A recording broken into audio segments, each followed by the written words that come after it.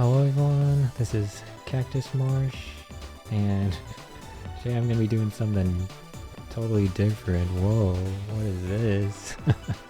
Oh, I feel like I gotta do a lot of explaining, but hold on, I've got too many windows on my monitors. I gotta figure out how I wanna set this up. Okay, I can do that, and then yeah, this. Okay, this kind of works. I got way too many windows. I got this window of this Yu-Gi-Oh database, and I've got my window of my Google Drive I'm gonna be writing into, and then I've got my OBS, and I've got my Twitch stream manager thing. I've got too many windows, man. Too many dang windows. I can like barely. Actually, wait, I could probably make this better. Hold on. Let me. I should have done this before I started streaming. My bad. If I do this, then can I like shrink this? No, shrinking doesn't do anything. Okay, hold on. Let me get my setup back then. If you're wondering what music is playing, it's the Yu-Gi-Oh! World Championship 2011 soundtrack for the Nintendo DS. You know, the Nintendo DS had those like 5Ds games, like World Championship 2009, 2010, 2011. This is the soundtrack for 2011. But yeah, I should probably explain what I'm doing. So I'm gonna be designing a Yu-Gi-Oh cube on stream. Whoa. I've got so much explaining to do. But okay, so first let's talk about I guess Super Mario Bros. Wonder. I beat it on stream. I wasn't really feeling like doing any of the like 100% completion or anything. It was a fun game. I enjoyed it. It's just, you know, I got all my enjoyment out of it. Didn't really feel like 100%ing it. So I think no more Super Mario Bros. Wonder. And I was looking at the speedrunning scene, seeing if I would like the speedrun, but nah, it didn't really interest me. I don't know. Maybe I don't like 2D speedrunners. Maybe I need the 3D aspect, but I don't know. But yeah, no Super Mario Bros. Wonder. So there is that, and then so I was taking a break because I was both trying to figure out what to do and trying to see if the speedrun would interest me. And then the break became super long because, you know, it's just become so hard to stop a break once you started it. But and then I just was trying to figure out what to, you know, do, because Dragon Quest Monsters, the Dark Prince, or the Cursed Prince, comes out December 1st, and I'm going to be playing that. So I was like trying to figure out what to do for like the second half of November. I was thinking of going into Echion Odyssey 5 and finishing that up, but then I was like, do I really want to do a turn-based game for the second half of November and then start December and do another turn-based game? I feel like that was a bit too much. So I'm shuffling Echion Odyssey 5 even further into the future. I was even thinking of like some other games, like Dragon Quest Builders I was thinking of, but then I was like, that's just too much Dragon Quest. Yeah, I was just thinking about a lot of games, and nothing really was like grabbing my fancy. And then I thought about doing this, Yu-Gi-Oh Cube, so, which I probably need to explain because you might not know what a Yu-Gi-Oh Cube is. So yeah, this is what we're going to be doing. We're going to be designing a Yu-Gi-Oh Cube, so let's maybe explain that. You might know what a cube is. If you've played Magic the Gathering, you might know what a cube is.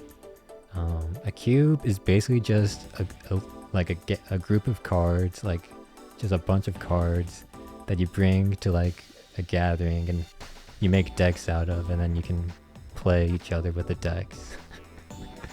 I'm not explaining this that well, but cube is basically the solution to how do you play Yu-Gi-Oh with your friends, because oh my goodness, I gotta ban this guy. He's offering me something dumb. How do I do this again? It's been a while. Okay, ban. Okay. But now I gotta open up my windows again. Okay, so yeah, cube. Okay, rewind. Cube is the ultimate solution to how do you play Yu-Gi-Oh with your friends in real life, like in paper. Because how would you play Yu-Gi-Oh with like a group of 3 other friends? Playing board games is easy with that group because you just bring a board game and that's it. It's just in like one box. You bring a box of Settlers of Catan and you just set it up and play it. But with Yu-Gi-Oh, Like what, would you make a deck for everyone? That gets pretty complicated because like you gotta figure out like what kind of decks they want to play, and it costs a lot of money to just make a deck. It just becomes too complicated if you make pre-made decks for everyone to play with.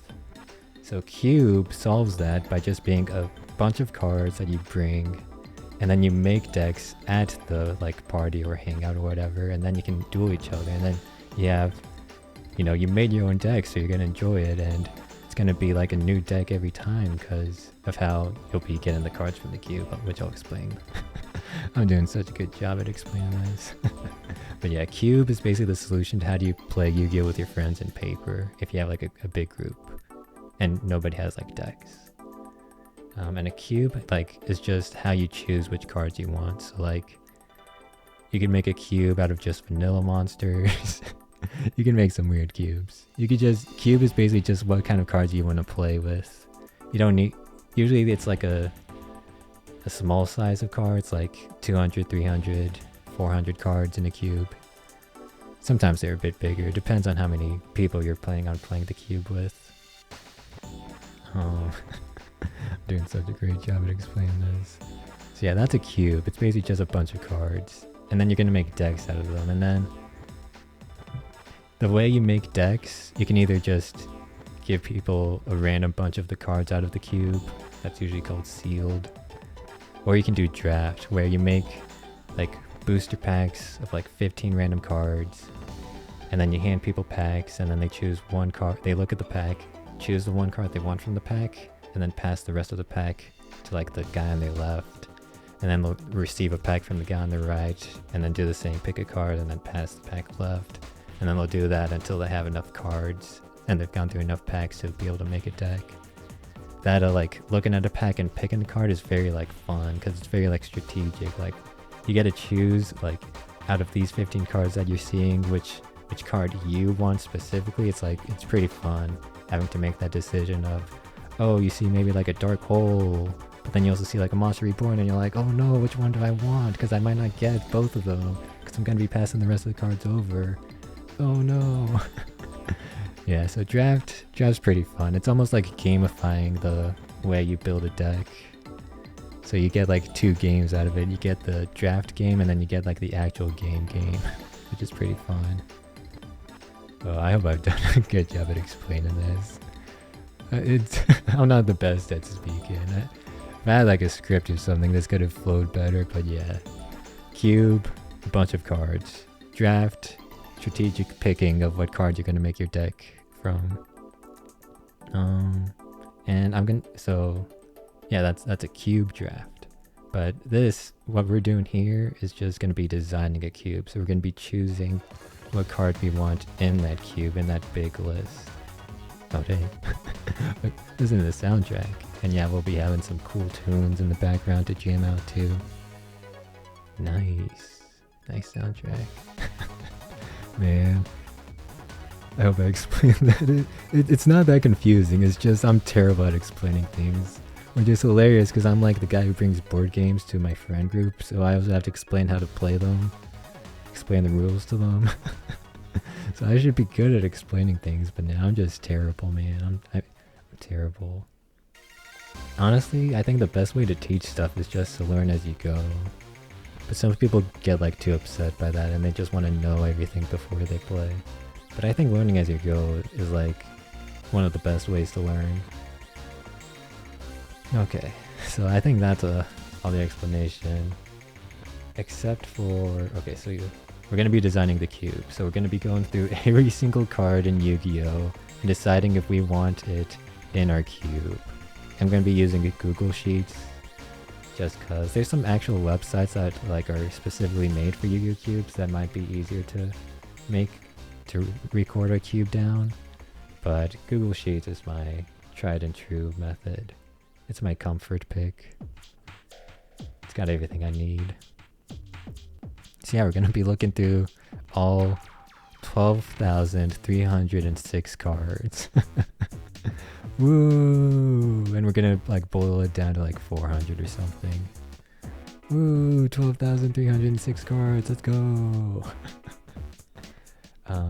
So yeah, that's what we're gonna be doing. It's gonna be chill kind of experience where I'm just gonna be like looking at a card and be like, does this, I don't need it for this reason, or it does this, ooh, I do need it for this reason. Yeah, it's gonna be just like a chill experience. And I was thinking of whether to stream this or not, and I thought, might as well stream it. Some people might, enjoy this kind of content. They might like hearing, how, someone views card design and cube design and stuff. I think this might be like, worthwhile. But yeah, we should probably get started. We have so many cards to look through. But first, I want to explain some other stuff. So if you look at the bottom, we've got our Google Sheets with cube. This is going to be where all of our cards in the cube are. Maybe is going to be all the cards that I might want to add. Yeah, that's pretty self-explanatory. And then here, I want to actually add a new thing. So duplicate, rename, theory.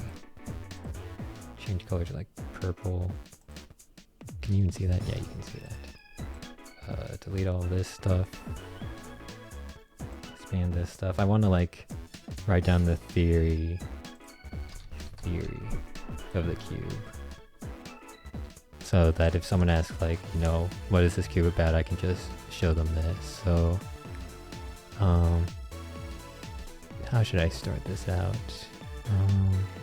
So Magic cubes, because the cube format kind of like originated in Magic the Gathering.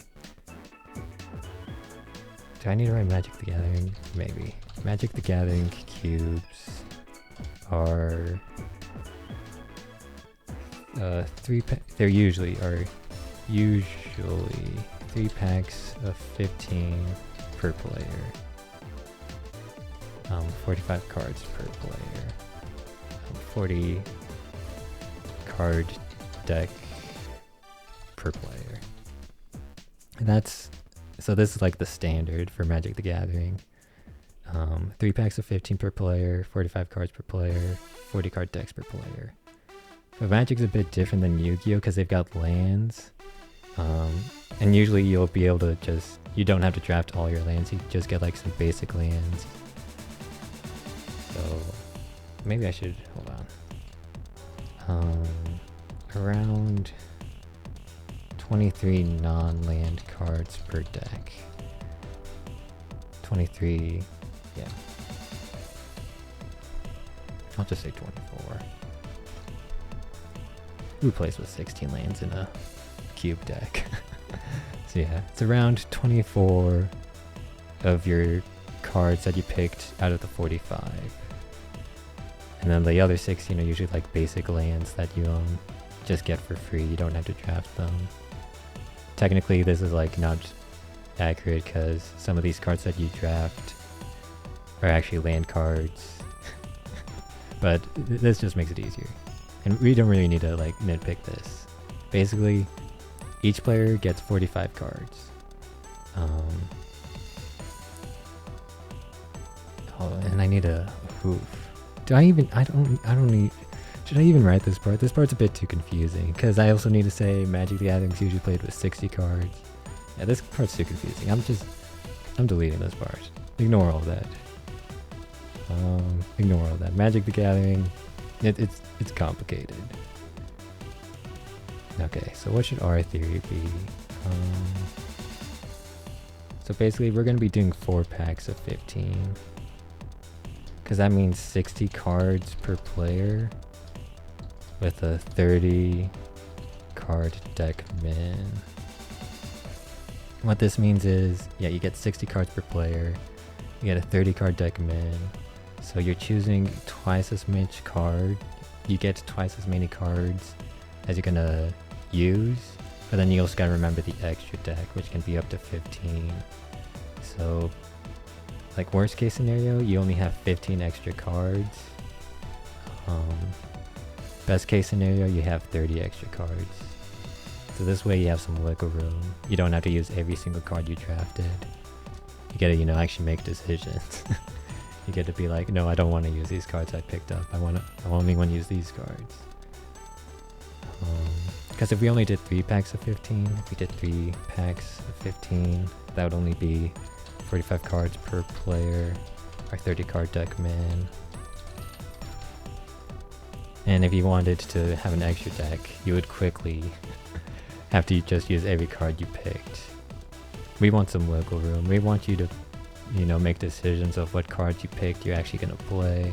So that's why we do this. 4 packs of 15, 60 cards. We do 30 card deck min because your deck's going to be kind of cobbled together, kind of inconsistent. So you don't want like that big 40 card deck size that's usually standard, because our decks are going to be like really kind of random. So you want it to be like smaller. So 30 card deck. That's where we're going. Yeah, so that's good for theory stuff number 1. I'm sorry if I'm if I'm just spouting nonsense. I'm sorry if I'm just spouting nonsense. My apologies, but okay, that's theory stuff number 1. Theory stuff number 2 is I want this cube to handle 4 to 6 players. So around, because it's 60 cards per player, around 240 to 360 cards. So that's how many cards you want, 240 to 360. I might just, well, I might just go to 400 cards just to like make it easier on myself, so I don't have to cut, so I don't have to make decisions and cut that many cards. Okay, that's theory step number 2. Theory step number 3 is, oh man, listen to this music. Dude, this game has a banger soundtrack. Maybe I should like write that. Nah, we might be switching the songs that we play. We might not always play this OST. Dude, this is a banger soundtrack. Okay, theory step number 3. I want at least 1 card of each summoning type. How do you even do EG? Is that how you do EG? EG, Fusion, Ritual. Ritual, Pendulum. I'm just gonna list all of them. I'll do it in order. Ritual, Fusion, Synchro, XYZ, Pendulum, Link. Yeah. I want this to be like an encompassing cube of like Yu-Gi-Oh's history. So I want it to show, you know, Yu-Gi-Oh! And Yu-Gi-Oh! Is its summoning types. It's, you know, the Synchro monsters, the XYZ monsters. Now I say at least 1 card, because this might be difficult to pull off.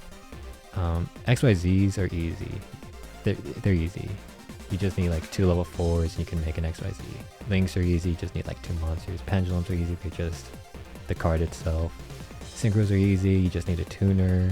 And tuners are usually pretty good monsters. It's when you get to the Ritual and the Fusion monsters that it becomes kind of tough. They both need spell cards, and Fusion monsters usually need like specific fusion material. This is where it gets tough.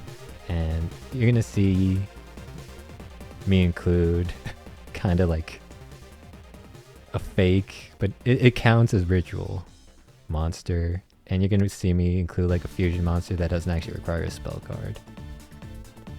And I know this because I've actually designed a cube before. I have 2 Yu-Gi-Oh! Cubes.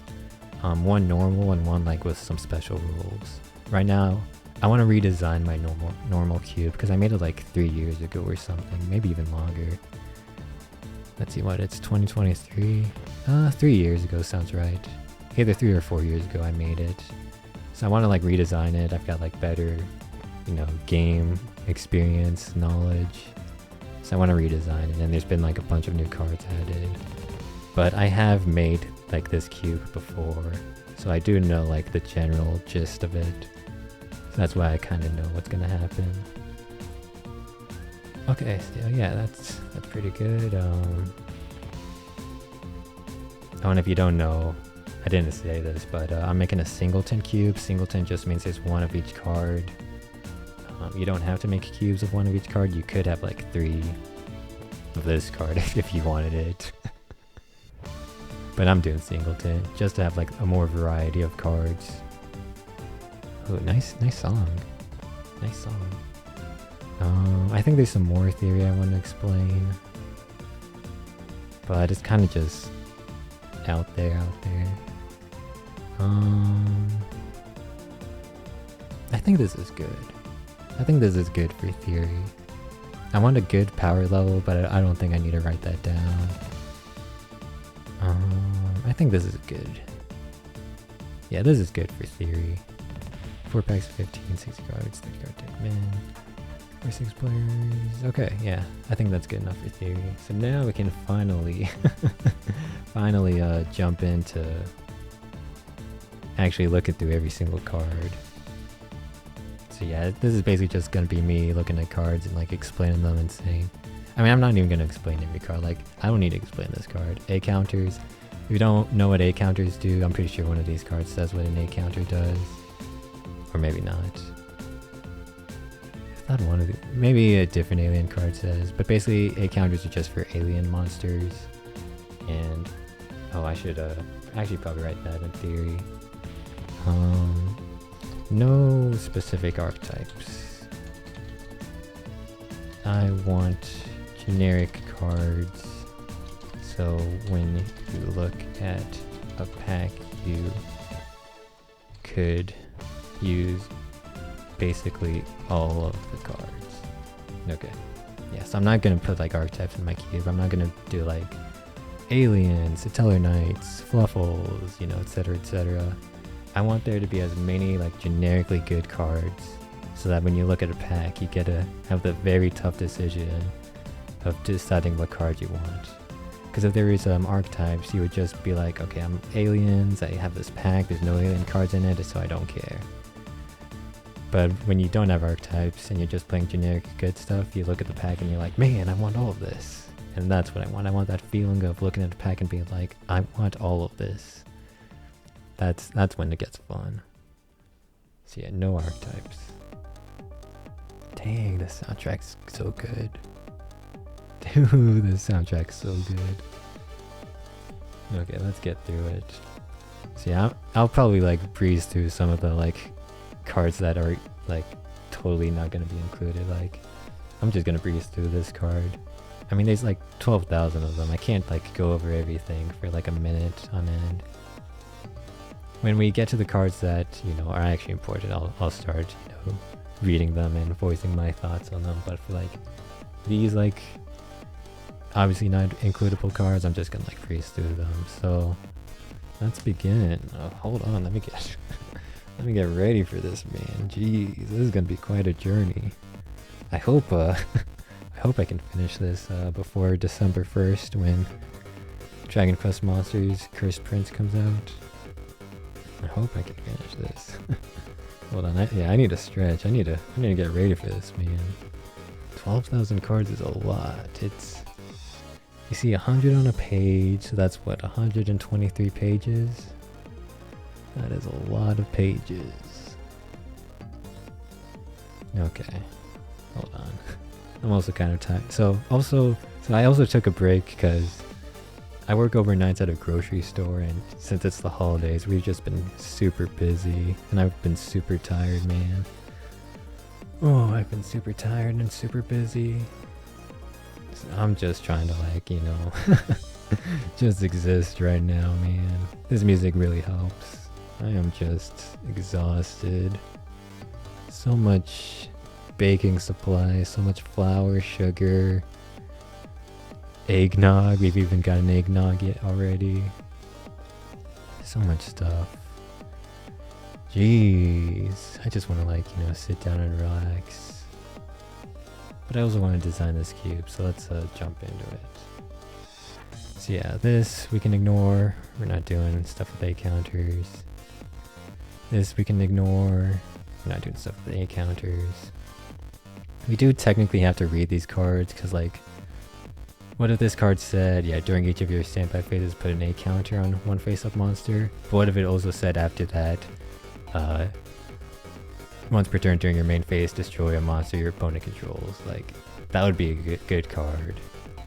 So just because it's like an archetype card doesn't mean we can ignore it, because it could have a generically good effect, but it might not. So we do have to read these cards. But I'm mainly just going to be skimming them if I think they're kind of bad. So ignore that. Yep. There's going to be a lot of cards we're going to be ignoring. But there's also going to be a lot of cards that we're not going to ignore. Like, I think we're getting close to a card soon. Yep. This is almost good. Generically, if this is sent to the graveyard, because the equipped monster is sent to the graveyard, you can add a Fire Warrior monster from your grave to hand. That could be good. Problem is, I don't think we're going to have a lot of Fire Warrior monsters. So no. Sorry, Almache. How do you say this? Almace? Almache?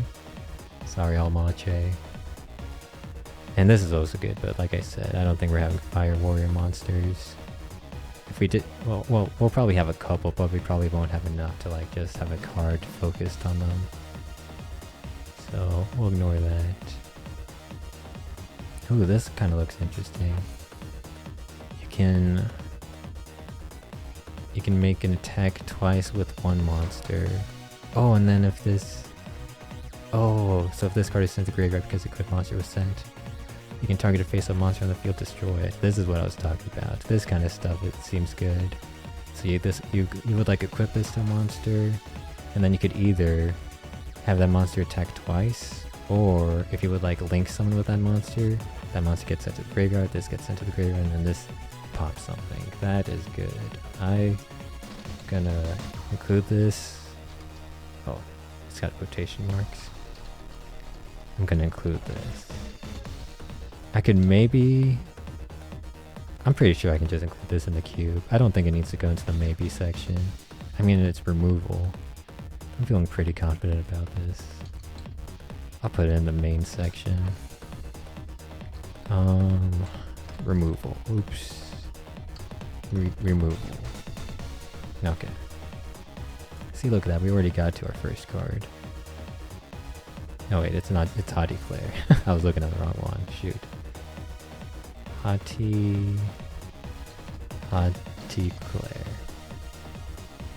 Yeah, removal is good. Yeah, that's good. Okay. Let's keep going. Man, this music is good. Okay, that's Fire Warrior monster stuff. That's Melodious stuff. This is the 3-hump Lakuta. You can draw 3 cards as long as you know, have 3 of these 3-hump Lakutas on the field and you tribute 2 of them. But if you do that, you can draw 3 cards. Wow. Okay, this is a maybe kind of card. You can see it has a really good effect. Destroy all level 4 monsters your opponent controls. That's a very good effect. But we might not have like such a big focus on level 4 monsters, because we're gonna have, you know, XYZ monsters which have ranks and not levels. We're gonna have Link monsters which have links and not levels. We're gonna have non-level 4 monsters, because, you know, we're gonna have like Cyber Dragon. We're gonna have like Dino Wrestler Pancratops. We're gonna have like all these like level 7s and 8s. So there's a big chance that you actually won't have level 4 monsters most of the time. But there is also a chance that you will, so that's why this goes in the maybe section. First Ard, Lady Bug of Doom. And in the maybe section, I know we have all of this stuff, but since it's a maybe card, we don't really need to like fill it all out. We just need to fill out what it does. Level 4 hate. So yeah, that's an example of a maybe card. It's very good, but it's probably pretty conditional actually. Okay. Next. Dang, there's the 3-hump Lakuta that lets you draw 3 cards. Now there's the 7 that lets you draw 3 cards. You just need these 3 7s. Colored fish. Oh man, what a staple back in the day. Remember all those GBA Yu-Gi-Oh games? Dude, seven colored fish beatdown. That's how you did it, man. That's how you did it. One of these days I do want to make a Yu-Gi-Oh cube that's kind of like lower powered. This one's going to be pretty high powered. But I want to make one that's lower powered where like cards like this can be pretty powerful. One of these days I want to make that, but for now we're making a pretty high powerful cube, so 700 more attacks, just not that good. This is funny, but there's a, Drillroid, which can just automatically destroy an opponent's face down position monster. So Drillroid's just better than this card. And I don't even know if we're gonna put Drillroid in. We might. This is okay, but we really want the Necro Valley effect with it. So it's like a maybe card. Like it's not good enough for maybe. We would need like a maybe category. But our cube's gonna be too high powered, so this is a no-go. We're not gonna be playing with Berserk Dragon. Although, so I told you I made 2 cubes. One cube is standard, a second cube has special rules. The special rules card the special rules cube could use this card. I might reveal that cube at a later point.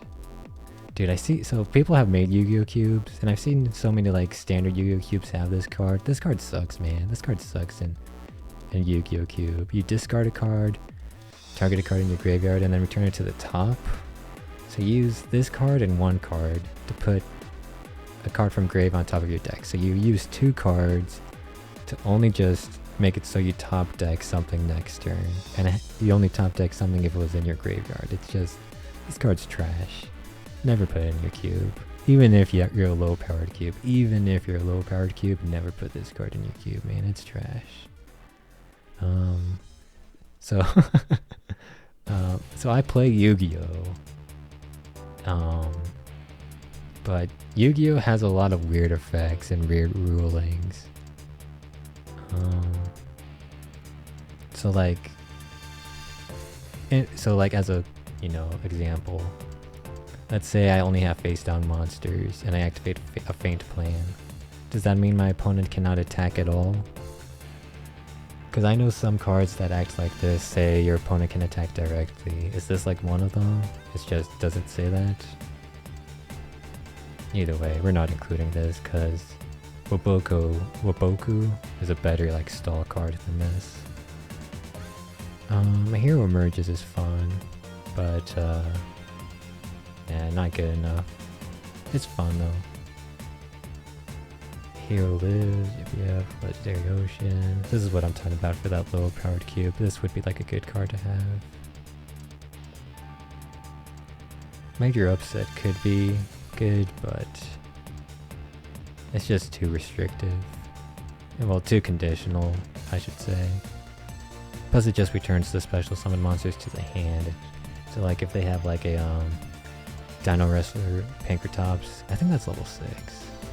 If they have a Alpha Master of the Beast, I forget what his name is, then they could just re-special summon it. If they have Danger Bigfoot, okay, if they have Danger Bigfoot, then they can just re-special summon it. So not that good. This is interesting. So, a man with Wajat. You get a look at a set card on your opponent's side of the field, and then you get a look at it. It's a very fun card. I mean, it's only slightly fun. It's a funny card. It's a funny card, I should say. But I don't think it's good enough. I have to be like strict about this stuff because, like I said, there's 12,000 cards, and we need to cut it down to like 400. So I need to be strict about what cards we're even considering. I need to be strict because we need to like to decimate something means to put it down to a 10th, or maybe you remove a 10th. I used to know what decimate means. It was like you either remove a 10th of something or you reduce it to a 10th. Let's just say it's reduced it to a 10th for this purpose. Decimate is to reduce something to a 10th, so we need to trimate. Yeah, we need to trimate the Yu-Gi-Oh cards. We need to get it down to a third of what it is. So we need to be strict, man. We need to be strict. Man, having this music in the background was such a good choice. This is nice music, man. Let's go. Yeah, not good enough. That's 2 archetypal. This is interesting, but I don't think we'll actually have a lot of level 10 or higher monsters that cannot be normal summoned or set. So I don't think we'll have enough targets for this. This is interesting, but I don't know if we're actually going to have a lot of level 5 or higher dragons. That's interesting, but nah. The one, like, monster category that we're going to have a lot of is dark. That's going to be the most populous monster category is dark. So if this was like return 1 level 5 or higher dark monster, I would have like probably included it, but dragon's too restrictive. Man, I'm going to be talking a lot. Maybe I should get some water. My throat's going to get dry very soon, very fast. I'm going to be talking so much. Well, let me just like take a moment. I'm gonna be talking so much, man. With video games, you can just like, you know, play the video game and you don't have to like talk every single second. But here I kind of just have to constantly talk, man. Kind of just have to constantly be like explaining everything. Ooh. Plus I can always like, you know, take a detour into the conversation when I'm playing a video game. And here it's kind of harder. I just have to like manually stop and just like talk about, you know, random things. But in like a video game, I can just be kind of keep playing it while talking about something else. But here I kind of need to talk while I'm doing it. Ooh. Maybe I should get some water. I think I should be fine. Maybe in future streams I'll bring some water. Well, also I'm just getting used to streaming again. Dude, streaming takes a toll on you, man. Not like a real toll, but like, you know, it's an activity. It takes, you know, mental stamina and even some physical stamina too to stream. It takes a toll. Although sometimes you can kind of just bust out like a 6-hour stream. Like when I speedran Dragon Quest Treasures, those would be when I did 80%, those would be 6-hour streams. And I just like, you know, I could just do those. Time went by pretty fast because I was just like, you know, doing an activity. Time went by pretty fast. Okay. Let's see. So, yeah, Light Machine, too restrictive. Yep. And Unions, too restrictive.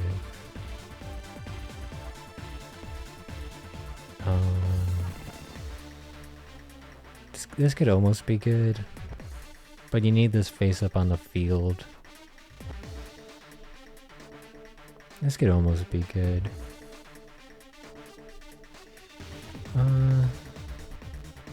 Nah, you need a face up on the field. So like, you could just normal summon this, and then like they could just attack over it. You're never gonna be able to make those in this cube. This looks archetypal. Yeah, that's archetypal. Dude, this song's a headbanger. 2 archetypal. This is a fusion spell.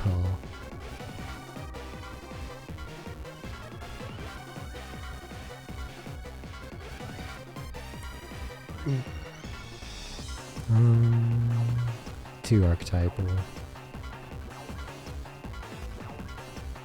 Let's see. Sometimes you just have to read these archetypal cards though, because they might have like a good generic effect on them.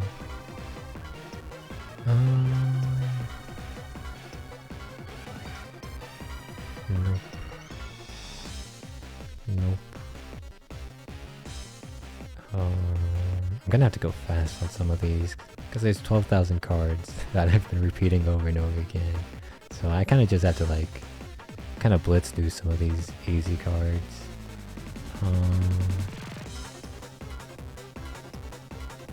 Okay, not that. This is all like Attic Nister support. I'm just trying to see if there's any like good generic stuff. Nah, this is all just like too inclusive. Not generic enough. Okay, here's something. This is gonna be in the maybe section. AD changer. Change battle position. It's in the maybe section because like it's just an okay effect. And it's not really strong, it's very weak. Like it might be better to have like, you know, Book of Moon, which lets you turn something into face down defense position than this. But it's worth including in the maybe section.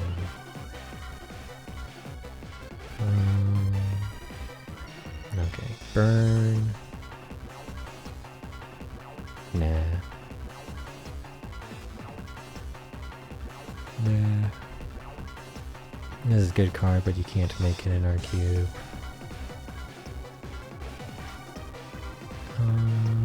Unchained. Oh, okay. Here's a good one. So look at this guy. This is an insane guy. 3,000 attack. If one of your cards is destroyed, you can special summon this from the hand. As a special summon, you can discard a card and then destroy a card on the field. So already this thing's kind of insane. You get like a free 3,000 beater if something of yours is destroyed. That can also like Raigeki break. But it gets better. During the end phase, if this was destroyed, you can special summon it and then put it on the bottom of your deck when it leaves the field. So it has like 2 lives, man. This thing has 2 lives. This is an instant clue. This is the kind of card that I want in my cube. Bonnable, Unchained Soul. This is the kind of power level I'm talking about. If it's just an effect monster, I'm not gonna put a category on it. 8 Dark Fiend. So for the description, this is a monster that special summons it from the hand. There's gonna be a lot of monsters that special summon themselves from the hand, so I'm gonna like group them all into a category I call Cyber Dragons, because Cyber Dragon was kind of like the most popular OG big dude that special summoned him from the hand itself from the hand. They technically have different like categories or different requisites for special summoning themselves from the hand, but I'm just gonna group them all under Cyber Dragon. And then this one, like I could explain what kind of Cyber Dragon this is, but I'm just gonna say it's a good Cyber Dragon. Like it just does so much. It has 2 lives, it's removal, it's big. This is just a good Cyber Dragon. That's a description for this dude. Okay. Yeah, good card, very good card. Yeah, let's keep going. This is a maybe. This one's a maybe. Absolute Crusader. How do I want to even describe this? So this is how I can just describe it. So for cards that can destroy cards by destroying themselves, so Absolute Crusader can destroy a level 5 or higher monster when it's special summoned, but it destroys that monster by destroying itself. There's going to be a lot of monsters that work like that. I'm going to describe them as equal removal. They equally remove stuff. They remove an opponent's card by removing itself. So that's equal removal. So yeah, that's how I'll describe it. It's a maybe because it's only level 5 or higher monsters. So that like ignores links that ignores tribute summons, that ignores XYZ, so it's conditional, like the 4-star Lady Bug of Doom was. It's a good effect, but it's conditional, so that's why it's in the maybe section. Okay, nah. Okay, I think this is going to be another maybe card. So, yeah, if this is sent to the graveyard, you gotta stack the top 3 cards of your deck, which is an average effect, not like that good. But then it has this effect: during your opponent's turn, banish this from the graveyard, and if your top card is a normal trap, you get it. So basically this kind of reads, if this card is sent to the graveyard, look at the top 3 cards of your deck and set a normal trap card from among them. Which is good-ish. It's good-ish. It's definitely a maybe, because it's only normal trap cards, so it doesn't include counter traps, and it's only the top 3 cards of your deck, so you can whiff pretty easily. You can fail to find a normal trap card pretty easily, so that's why it's a maybe. Absolute King, Backjack.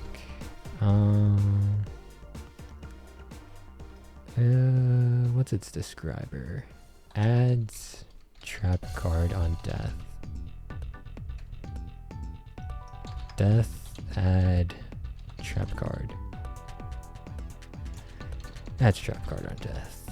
I'll just say that. It's a bit more complicated than that, but yeah, I don't want to write out a full essay. Okay. Red Dragon Archfiend, yeah. Gem Knight, yeah. This is almost good, but it makes each player draw 1 card for each set spell trap, which is like, yeah. Like spell and trap removal is like very highly valuable. You really want a lot of spell and trap removal, but this doesn't really like remove it. I mean, it removes it, but then they get to draw a card for each card removed. So it's like, I don't even think it's worth a maybe. Yeah. Control Rocket.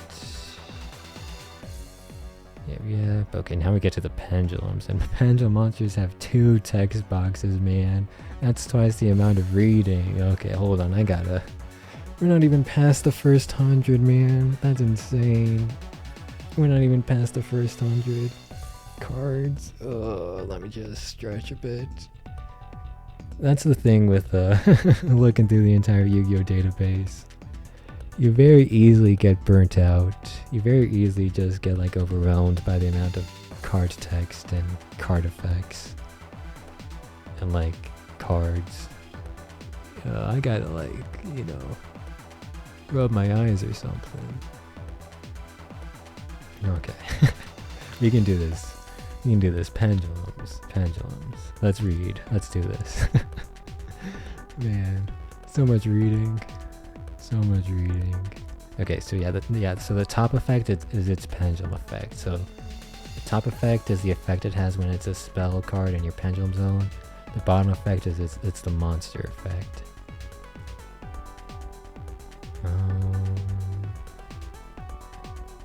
Okay, trash. Yeah, trash. Okay, this is a this is a Cyber Dragon. You technically special summon this from your hand, because you set this to your scale, and then if you control no monsters, you special summon this card. Very Cyber Dragon-esque. And then it's a 2200 attack Cyber Dragon if you control no other monsters. So that's gonna be put in the maybe. Because it's just basically Cyber Dragon with 100 more attack, but a bit more restrictive. I really should put Cyber Dragon first so we can sort this better. Hold on. Cyber Dragon 2200 attack. Well, let me put Cyber Dragon first. Cyber Dragon good. Okay. Yeah, so this is basically just a 2200 attack Cyber Dragon, which is like okay, but there's probably better cards than that.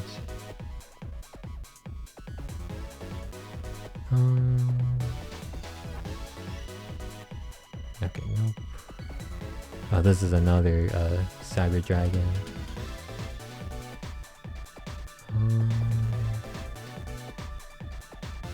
This one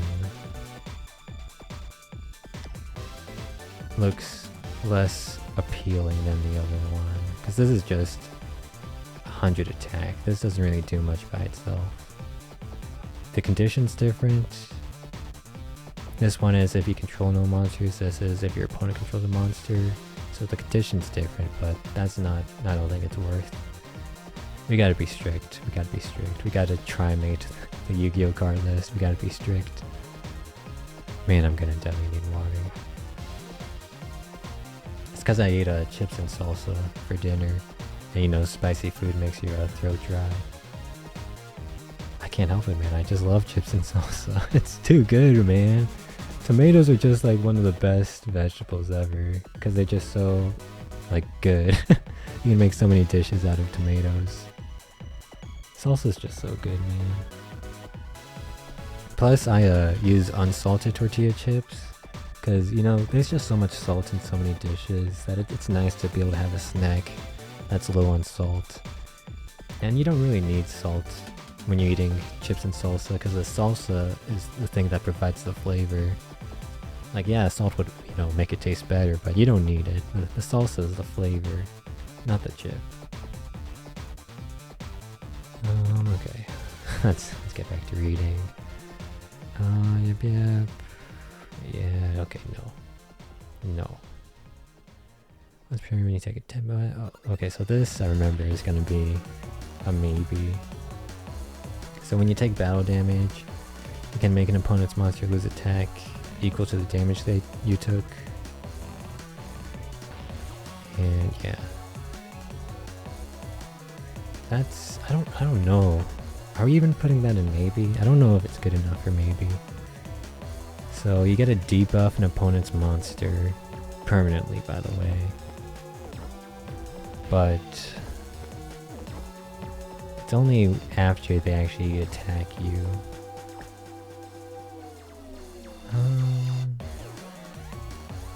You gotta making an opponent's monster's attack 0 is appealing, but I think it's a bit too slow. You want a bit more proactivity. Yeah, I think this is a bit too slow. I'm gonna be strict and not even put this in the maybe section.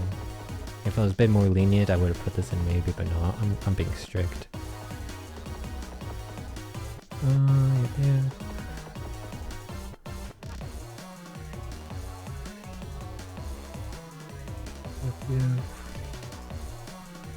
Okay. Man, I'm tired. Like I said, I've been working very hard. Very busy holiday season. Very busy holiday season. But yeah. I'm doing good. And it's just, you know. I don't know. It kind of blows my mind how energetic people can be, man. You go into so many streams and you just see people like just screaming and going out of their mind, going absolutely nuts. It blows my mind how they can just manifest that kind of energy. And it just feels like they do it so consistently too. I know I know some of the secrets is that they just drink energy drinks before they stream. I know some streamers have said that they drink energy drinks before stream so that they're more, you know, enjoyable and more lively. I've never really been an energy drink kind of person.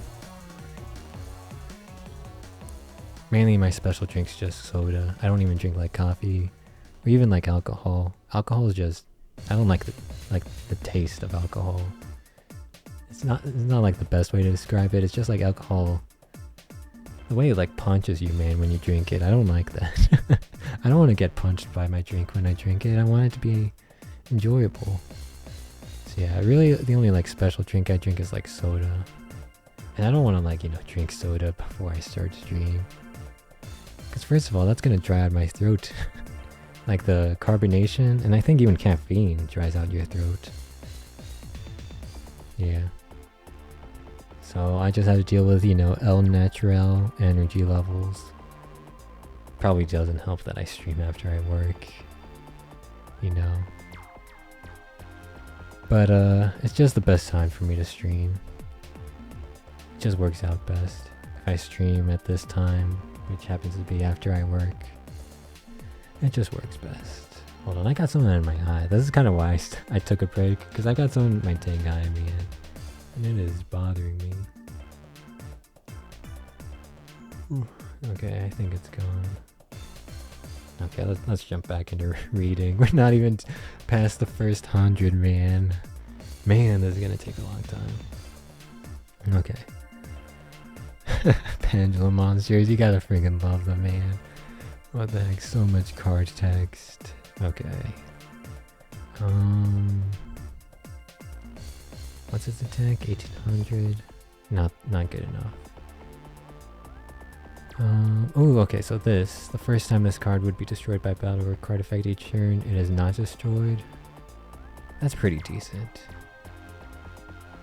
And then if this card in the Pendulum Zone is destroyed, you can destroy level 4 lower opponent's monster. This is decent. I'll put it in the maybe. Oh shoot, hold on, how do I... My mouse scroll is a bit too wild sometimes. Abyss Actor, Sassy Rookie. Durable. I'll use that describer for the first time this card would be destroyed. It is not. Yeah, I'll just say it's durable. Okay. Man, I still got it in my eye. It's like an eyelash or something. What the heck? Okay. Not good enough. Interesting effect, but not good enough. Because, like, this doesn't really stop, like, their man-eater bugs from activating their effects. So yeah, not good enough. Not good enough.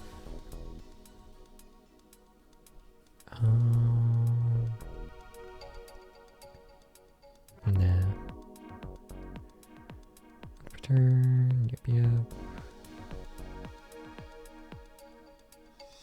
Not good enough. We're at the Abyss Actor archetype cards now. We went from aliens into Ignisters into Abyss Actors. Yep, I think we can ignore all of these Abyss cards. I've read them before. They're all just super archetypey. Okay, Abyss Dweller. This is actually going to be put in the maybe, not the main. Because, like, it's good and competitive. Because, like, disabling their graveyard effects is insane and competitive. But in, like, Cube, where you're not really making a constructed deck that can, like, consistently use your graveyard, Abyss Dweller kind of lacks some utility. Graveyard hate. Oh, now this is a cowboy song. 5Ds did have that Wild West area, right? Or was that just in the game? I never watched all of 5Ds, I only saw some of it. But yeah, I think it did have that cowboy Wild West area. Yeah, so Abyss Dweller is in the maybe section. It's good and competitive, but maybe not in limited. Too restrictive. I mean, who even has fish monsters, man?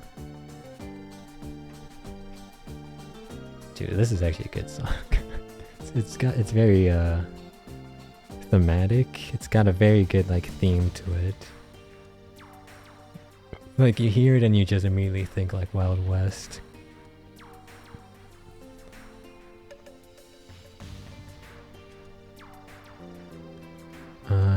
I think we can just ignore all these Abyss cards now.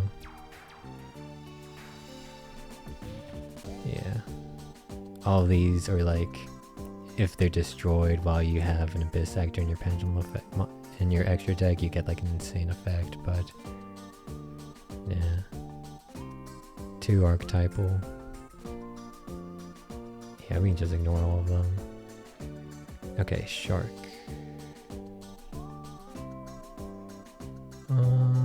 Yep. It's like a Cyber Dragon. You can add a fish. Nah, fishes are too rare. This isn't that bad, but you gotta discard a water monster, so that's very restrictive. Okay, this is gonna spark a discussion, so 2 things. 1, a level 5. Oh. Dang it. Hold on. I gotta... Can I... Back. Hold on. Alt. How do I do it?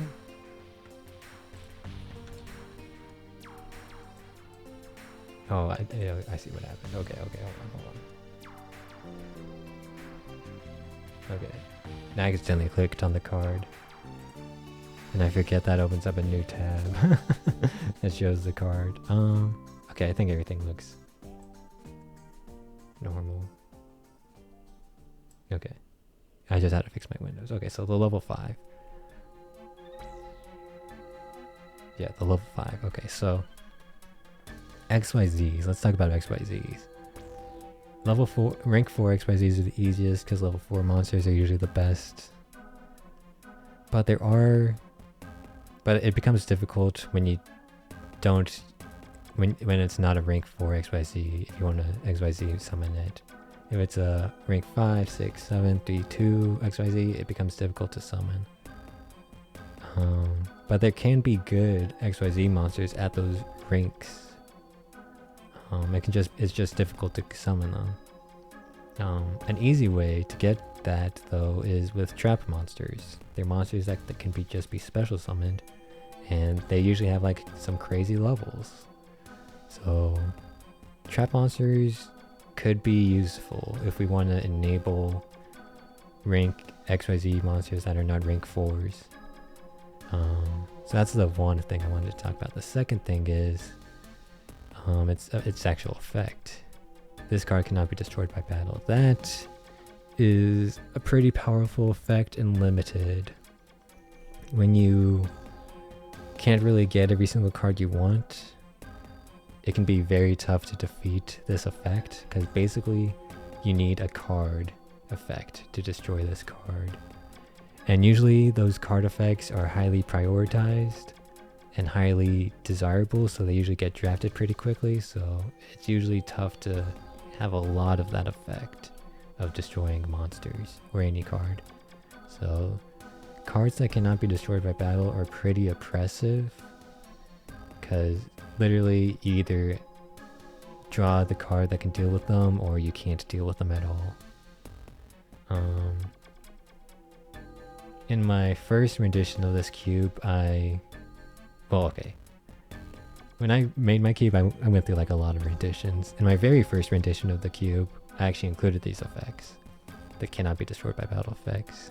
And then I saw, firsthand how like freaking difficult they are to deal with. And then like my main rendition of the cube, I do not include any of these effects. In this rendition of the cube, I am thinking about it. But I'm leaning towards no. I'm leaning towards my gut feeling that it's just too oppressive. That having to draw the out on just like a simple card as this is just too oppressive. And I don't want to like enable stall strategies. I don't have anything against stall, but I just don't want that kind of experience in my cube. It's not really what I'm looking for. So I think I'm just gonna have like a blanket ban on these effects. Oh, okay, not a blanket ban, because I think like Eater of Millions kind of can't be destroyed by battle, but I'm gonna include it. But other than that, I'm probably just gonna just auto not include any of these cards that cannot be destroyed by battle. They are good cards. They are very good cards, but they're a bit too oppressive for me. Bit too stally. So I'm not gonna include them. It's a good card, but not gonna include. So yeah, that's the discussion that this card brought up. That's the discussion. Dude, nice song, man. Dude, I love video game soundtracks. They're the best. They're the best. Equip only to mermails. This is kind of interesting. When it's set and sent to the graveyard, you get to send one of your opponent's monsters to the graveyard. But you can't like reliably activate that. I don't even think I'll be putting like the artifact monsters in this cube because they're just so unreliable. Because yeah, spell and trap removal is amazing, but sometimes you just don't have spell and trap removal. So like artifacts will just like stay on the field. So... And if I was including like artifacts, I would include artifacts like over this card. Like artifacts would be like artifact, Moral Tech is like just this card put like on like a body. So it's better than this card. Dude, good song, man. Good song.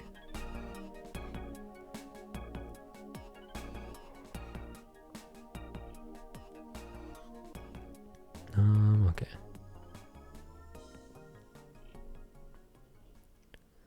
Yep. Okay, we're getting to the synchros. Synchros kind of have a lot of text too. Okay, this is like Stardust Dragon support.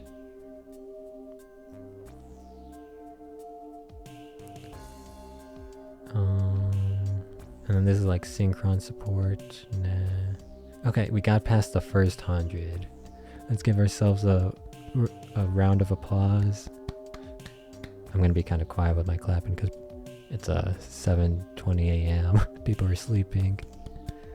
Round of applause. We made it past the first 100 cards of Yu-Gi-Oh! No, we just have to do that 122 more times. Okay, so let's talk about this. So what just happened? So I'm using the Yu-Gi-Oh's official card database website.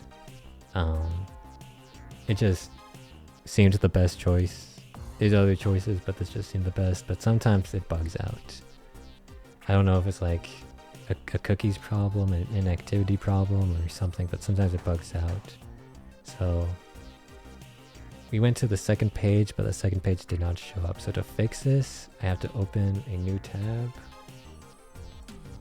I have to just do a search, go to 100 cards, and then I have to refresh the original page, and then we get it. And then I just close the tab that we just opened. So that's how you fix that bug.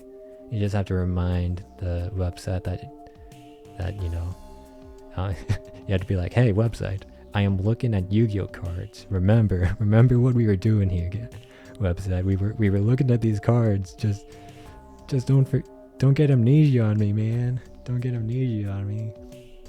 Okay, access code talker. I'm pretty sure I don't even have to explain this guy. He's just insane. He's just insane. Monster. Link 4. Dark Cybers. I'm just gonna say boss monster, because that's what he is. He's a freaking boss monster. He's just insane. And he's generic. He's just insane. Okay, Accumulated Fortune. I wanted these cards to work in my cube. In my first rendition, I think I had them, but it's just so tough getting a Chainlink 4. It's basically, you need 3 cards and then your opponent has a card effect. So like, the dream scenario would be, you activate a trap card, they activate you activate a card effect, they activate a card effect, you activate a card effect, then you play this card. So you use 3 cards, they use 1 card. That's usually how it's gonna work, which is way too difficult. So I wanted them to be good in my cube, but no. Nope. Burn. The Attic Nesters. a Chi-Chi. Chi-Chi, I think. Yeah.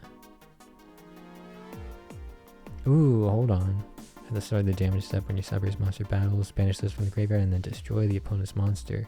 So that's a good effect, but only affects your Cyber's monsters.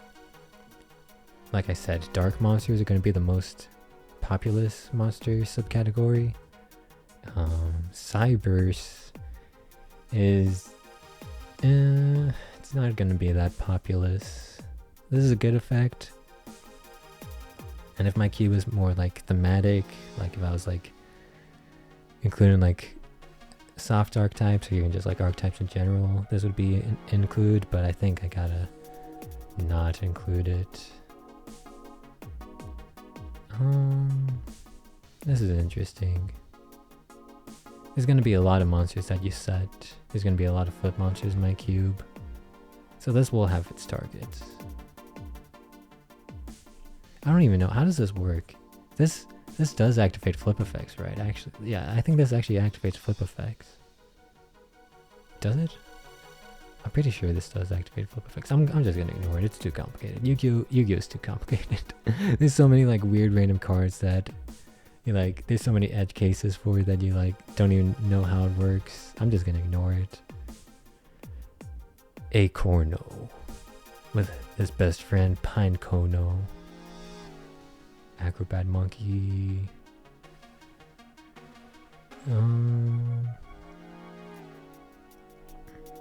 Okay, not that good. Just special summons itself, but you don't really need, or at least I'm not really worried about getting bodies on the field. Action Magic's trash. Okay, so we're getting to some of the new cards. The Despia archetype. This sounds like a Maple Story song. What the heck? Like some Leith Harbor kind of song. Hold on, I kind of want to see how many songs are left in this soundtrack. We're on song 27 out of 73. Okay, you've got some wiggle room. You've got some wiggle room. Okay, where were we? Okay, yeah, the Despia. Level 8. Debuffs monsters. Fusion stuff. Okay, nope. Okay, here. It's a tuner, so that's highly valuable.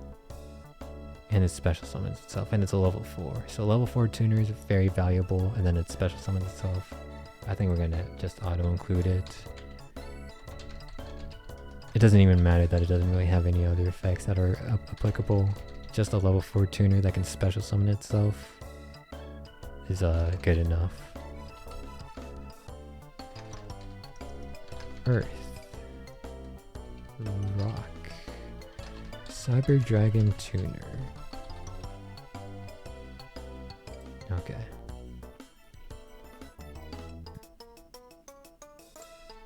Yeah, what is this song? This song is funny. Yep, yep.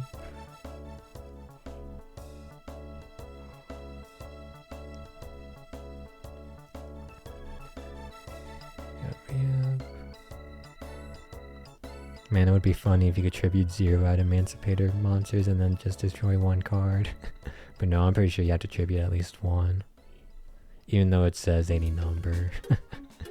I thought 0 was a number. No, you have to tribute at least 1.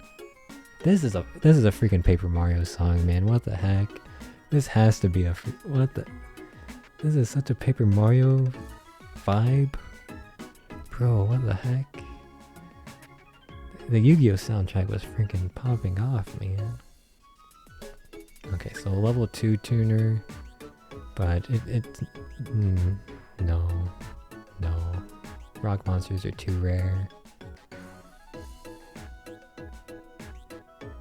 Rock monsters are too rare.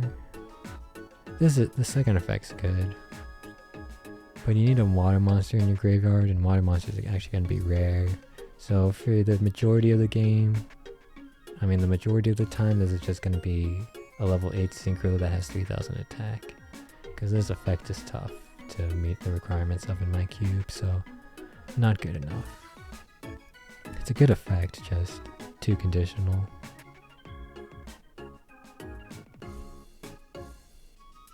Okay.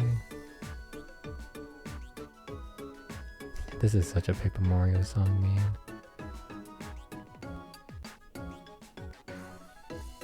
Okay.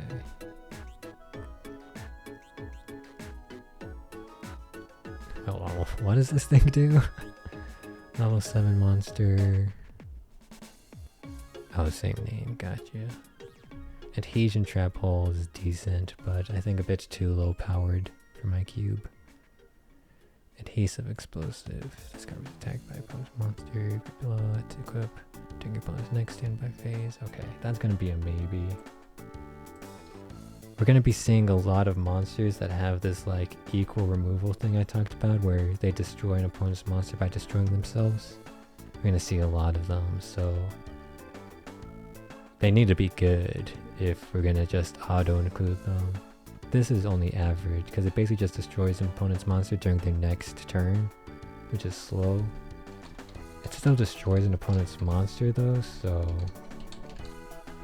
it's worth in the maybe. It's worth in the maybe section. Removal's removal. Okay, here's a rank 5 XYZ. And I was talking about removal. I'm putting that in the maybe. I think I'm putting every non-rank 4 monster in the non-rank 4 XYZ monster in the maybe section. Because I don't know if I'll be able to support their levels. I mean their ranks. I don't know if I can support them. Rank 5 removal. Yeah, good card. Control, face up, special. Gain 600 attack. Send 2. Foolish Burial.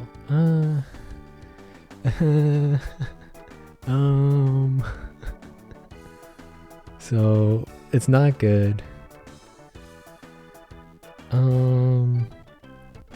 But it is a level 5 that you can special summon, and we were just talking about Adreus and him being a rank 5 and needing level 5 monsters. This is a level 5 you can just special summon. Do I really want to put this in the maybe? It's so trash. It's so garbage. It's so garbage. I mean, it's not that garbage. Because, okay, look at it this way. Gain 600 attack for your trace up, spell, and trap. If you play this in a pendulum deck, you have your 2 pendulum zones, they both face up. So this gains 600 attack twice, so it's a 2200 attack Cyber Dragon. 2200 attack Cyber Dragon, which we do have in the maybe category. Yeah, we do have Curtain Razor, who's a 2200 attack. You know what, we'll just put it. Now do Laria of the June Moon. Cyber Dragon 2200 attack. Yeah, we'll just put it there. This is like definitely the least worthy of being in the maybe section. Like this should not be here. But I gotta be lenient sometimes. I can't be strict all the time. I gotta let some just fly by. This... I don't think there's any like easy way to cheat this out. Like I don't think there's any easy tokens that you can special summon that are level 8 or higher. I don't think you can cheat this thing out easily. So you're gonna be tributing something valuable, so I don't think it's worth. If it was a quick play spell, it would actually be worth, funny enough, but yeah. I mean, quick play spells just make everything better. No. No. And no.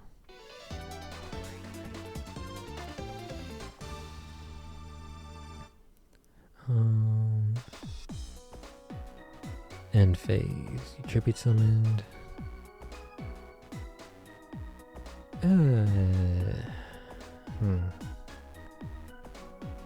It's during the end phase, that's the problem. Yeah, it's during the end phase, that's the problem. Because, okay, let's look at the game loop for this. So let's say they have a set trapper spell card on the field that you want to destroy. So you think, yeah, I'll play this advanced zone, I'll tribute summon a monster, during my end phase I'll destroy that set trap. Seems like a good game loop, huh? No. Because how it actually plays out, they have a set trap, you tribute summon a monster.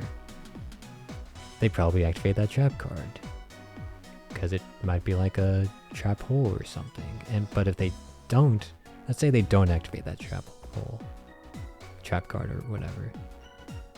Let's say they don't activate. Let's say it's not a trap hole like effect. Okay, well you just tribute summon a monster, you're probably going to attack with it this turn, right? You attack, wrong, they have a mirror force. It was not a trap hole, it was a mirror force. You're screwed. End phase, you get to destroy one set card your opponent controls. Woo! Except they just activated their mirror force. Or trap hole. So this is too slow. During the end phase is too slow. You want to just do too much that destroying their set card. Even like, let's say they have a set Maneater Bug, or just set anything. You tribute summon your guy, and then you just have to like stall and lose a turn to destroy that Maneater Bug.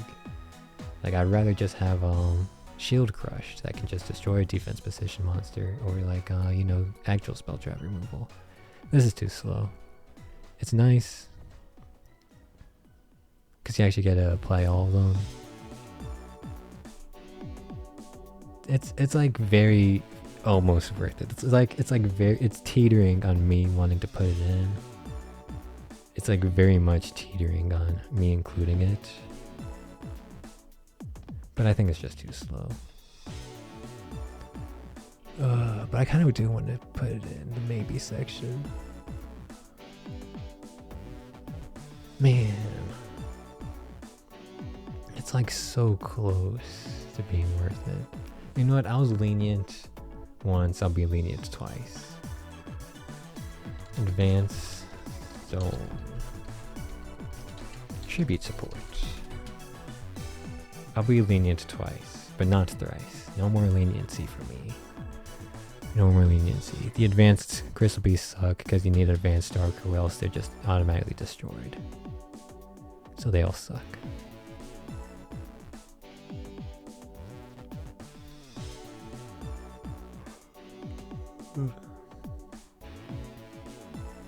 Yeah, because advanced Dark sucks.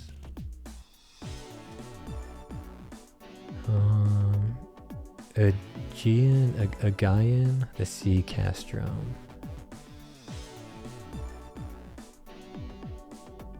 Nah. It's a decent effect, but not good enough. Not good enough. It doesn't I don't think it includes links. You think they would have like future-proofed this kind of text, but no, it doesn't include links. So yeah, not worth. Not worth. This summons tokens, which is nice, but during your end phase you have to tribute tokens, so it doesn't really like special summon tokens. Arrow picks 3. Target face a monster in the column. No. When this is pendulum summon, target one card on the field, return to the hand. Decent, but nah. Ooh, this on the other hand. Normal or special summoned, you can target monster on the field, banish it. That's worthy.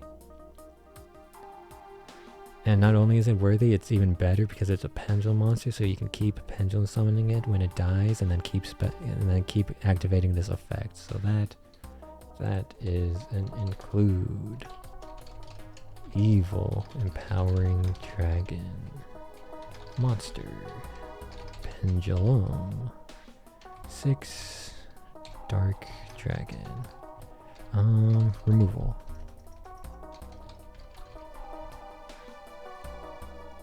Okay. Nope.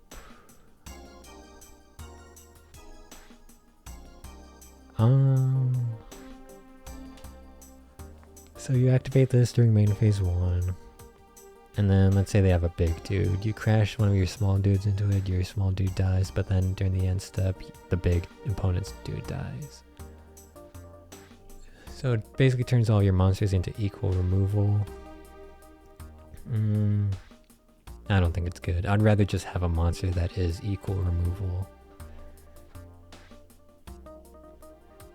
Afterglow, what the heck? Finish this. Shuffle an Afterglow into your deck. Feel the card. Okay, this is funny. This is funny. I kind of want to include it just because it's funny. Okay, so if you're wondering about this, I said my cube was singleton, so we're only including one copy of each card. But cubes in general have a special effect for cards that reference themselves. So like cards that reference multiple copies of themselves, cubes treat differently.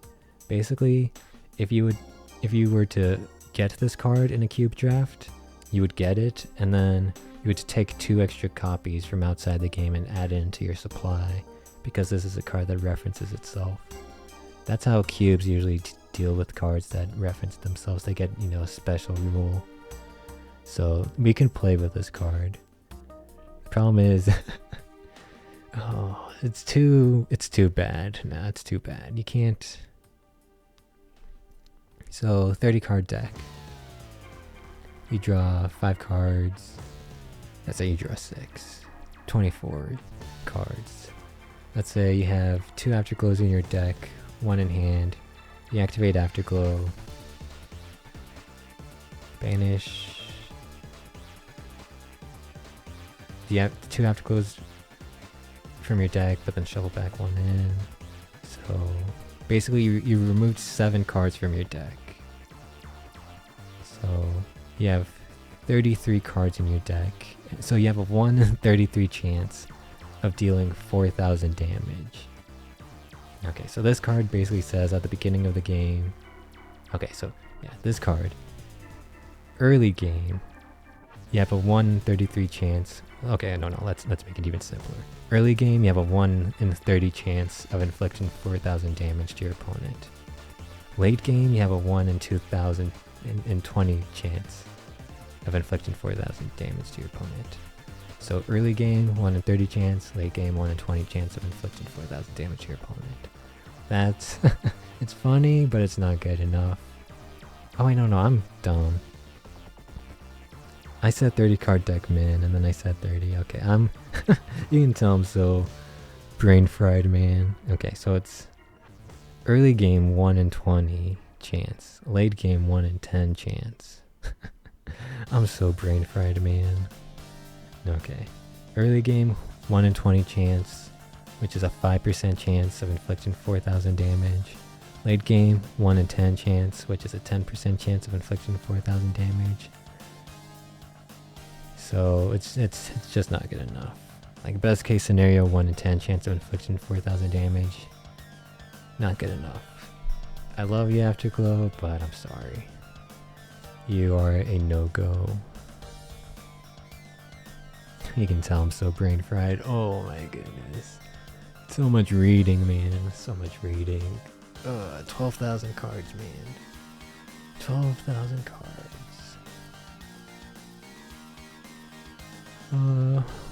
Not good enough. Okay, so you might be wondering, what the heck is this card? Cannot be used in official duels? This is a tournament winner card. Or match winner, I forget its official name. There's a bunch of these cards that are like, cannot be used in official duels, requires 3 specific typed monsters to summon, and then if it attacks and kills your opponent, you win the match. They're called match winners, maybe even like tournament winners, because these are prize cards for winning like Yu-Gi-Oh tournaments. You get these for winning Yu-Gi-Oh tournaments. These are prize cards. The database, funny enough, includes them. They're not good enough to be in our cube, except for the pendulum monsters. The pendulum monsters have great scales, like scales 0 and 10. They're normal monsters, so you can actually just special summon them or pendulum summon them normally. Their tribute 3 effect is their pendulum effect, not their monster effect. So you can just special summon them normally, and they usually have like a lot of attack. So the tournament winner pendulum monsters are actually kind of good because they've got good scales and they're a good beat stick. So we might have to consider those. but the rest of them we can just ignore. Agido Limited. You were too good, man. You grew up too strong. What does normal Agido do? Okay. Yeah, that's normal Agido. And then special Agido, man. You were too good.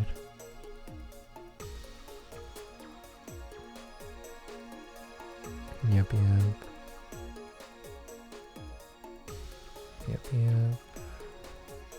Yeah. You're too good for competitive. Okay, level 4 tuner alert. Level 4 tuner alert. 1700 tech's decent. You can modulate its level. I'm gonna put that in the auto include. It might not seem amazing, but tuners are tough to come by. This is a strong level 4 tuner, and it can modulate its level. Plus, it has the if this card is added to your hand except by drawing it, special summon this card. I think if you like bounce it from the field to your hand, that counts as adding it to your hand. So you might be able to special summon it if you bounce it to your hand, which is kind of nuts. This might deserve to be in the maybe section, not the main section. This maybe should be put in the maybe section. But tuners are tough to come by. This is a level modulation tuner. I think it's worth putting it in main. I might it might be a maybe card, but I'll be lenient. I'll be lenient this thrice time. Just for you, Agnomal Candle. I don't know what the wordplay is there. What's the G doing? Oh, this song's nuts. Now this is a headbanger.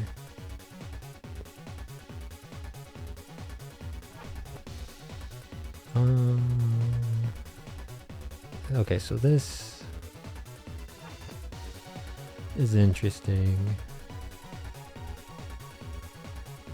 Tribute a dark monster. This is interesting.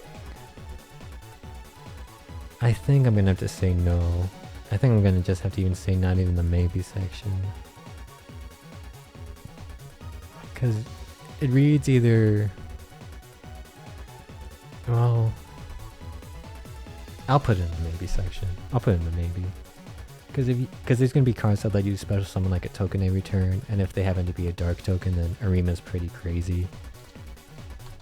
But, like I said, that's kind of conditional, so I'll put it in the maybe section. Does it count as tribute support? Tribute outlet. Yeah. It's not support, it's an outlet. Okay. Aileron. More like Aaron, am I right?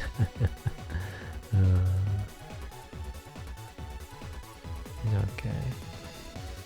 Oh, level modulation. Whoa. Arcanite Parshath.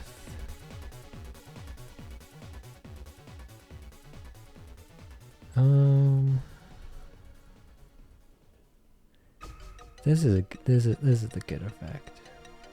I mean, this is also a good effect, but this is a good effect.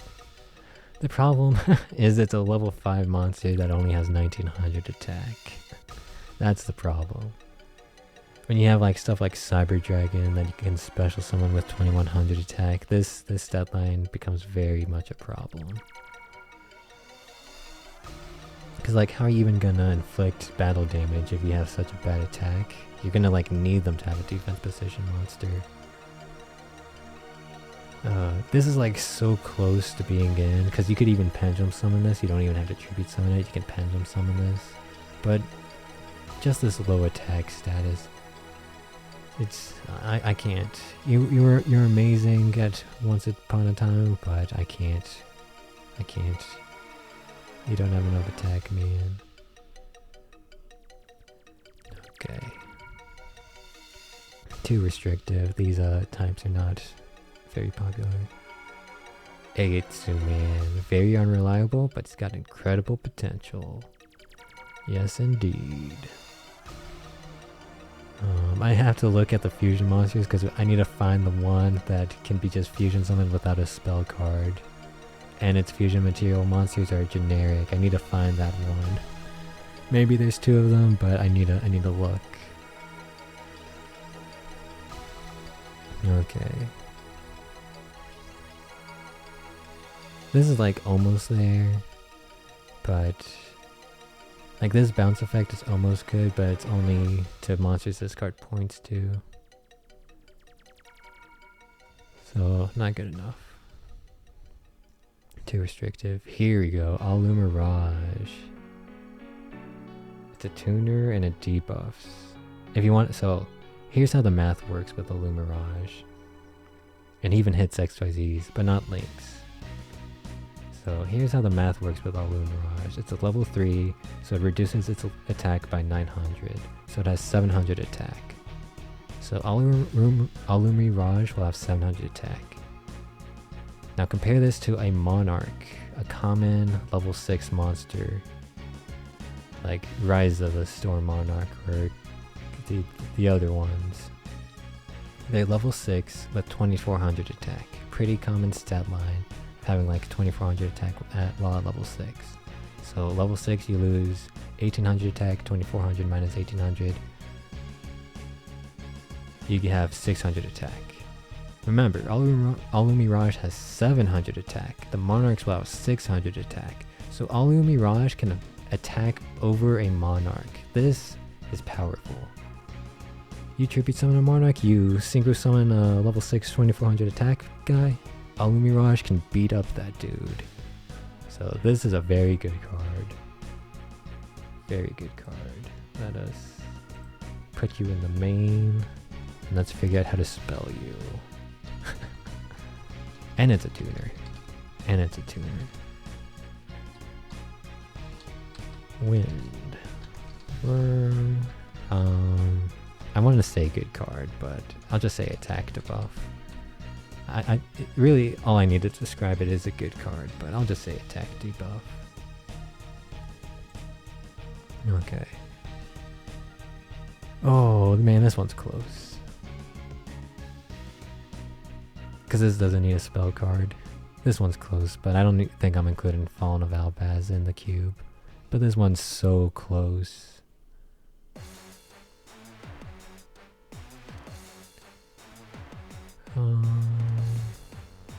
Man, it's so close. Oh, wait, no, this one can't be special, something like that. Okay, JK, only that one could be.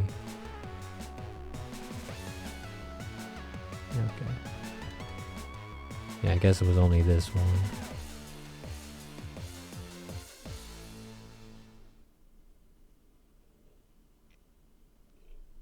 I need to, is the soundtrack done? No, that was just a stopping spot. The soundtrack's still playing. We're just at like, I guess, a silent spot.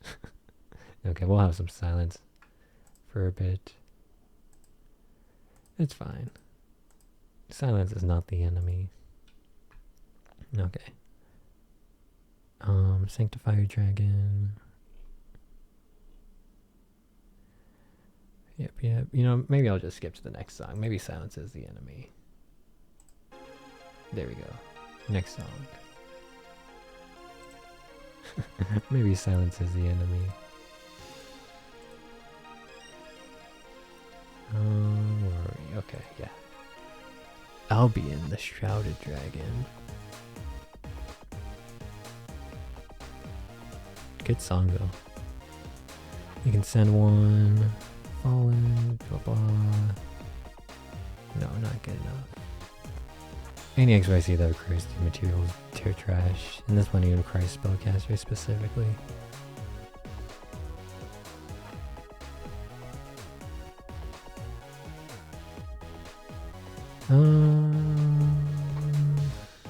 This technically reads, whenever a monster you control dies, draw a card.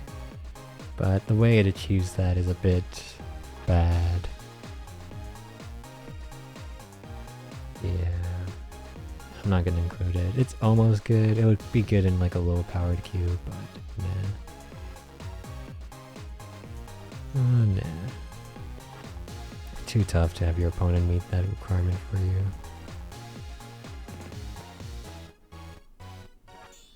Too bad. Yeah, bad effect for our cube. Alistair, man. Remember when everyone like was playing Alistair? He was everywhere, man.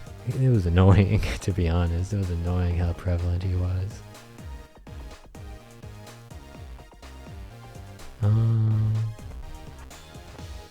Two monsters with different types, different attributes. Add one rescue race, Alexandrite, Nalgul Mazera, zombie monster support. If it's banished, you get a special summon it, but it's almost there, but it basically just needs that zombie monster, so nah, not an include. Lady of Lament. You can banish traps, special from hand, it's distributed. Nah. Burning Abyss stuff is interesting, because they're all like cyber dragons, because they can special summon themselves from the hand if you control no spells or traps. But if you control a monster that's not a Burning Abyss monster, they just destroy themselves instantly. But they also have cool effects when they send to the graveyard. So they're almost an include, but nah. Nah. No, we're at the alien stuff finally. Okay, here, this card explains what A counters do. A counters, yeah, they only even affect when you battle with an alien monster. Not good. Not good. Ugh. Remember, we have 123 of these pages, and we're almost done with the second page. Progress. Almost done with the second page. Discover this monster. Yeah, okay. Third page. And we didn't even have to remind the website that we were looking at Yu-Gi-Oh cards. Let's go.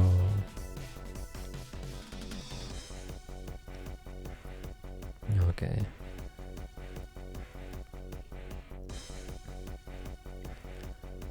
Nope.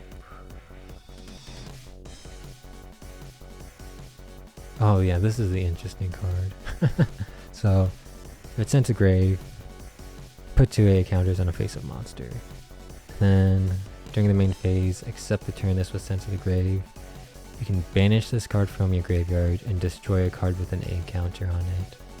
So this kind of reads, banish this from a graveyard, destroy a card. It just has a little bit of setup.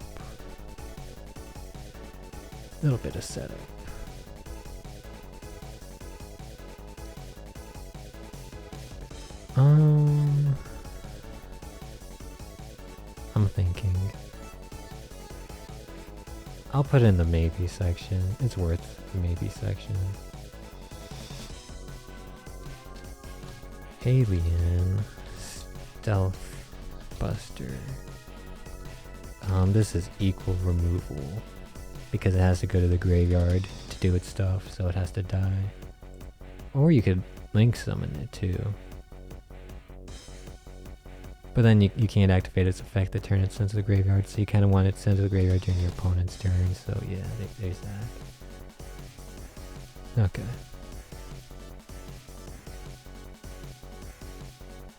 Allen section. Oh jeez, okay, this guy. Let's read this dude. Dragon Pendulum monster can attack twice in a row. Must be special summoned by tributing all monsters, including a Dragon Pendulum monster, which is pretty restrictive. If this battles upon this monster, it gets double the attack. If your opponent activates spell trap, you can discard. You can send a spell trap you control to the graveyard. I don't know. It's pretty restrictive on that Dragon Pendulum monster thing. Because you also need to tribute 2 monsters. It's not just one. It's pretty restrictive. But you do get to keep special summoning it, technically, because it's pendulum stuff. So that tributing thing is not really a cost, but it's still a dragon pendulum monster. It's not just a pendulum monster, it's a dragon pendulum monster. That's pretty restrictive, not gonna lie. I'm thinking on it. I think it's too restrictive. There's just gonna be so many times where you have this in your hand and you don't have a dragon pendulum monster, and it's just a dead draw. It's like so close to being a maybe. It's just that dragon pendulum monster thing means this is gonna be a dead draw like a majority of the game. It's like so close, but no. This is interesting, but nah, because it's just only when monsters are special summoned. Yeah, nah.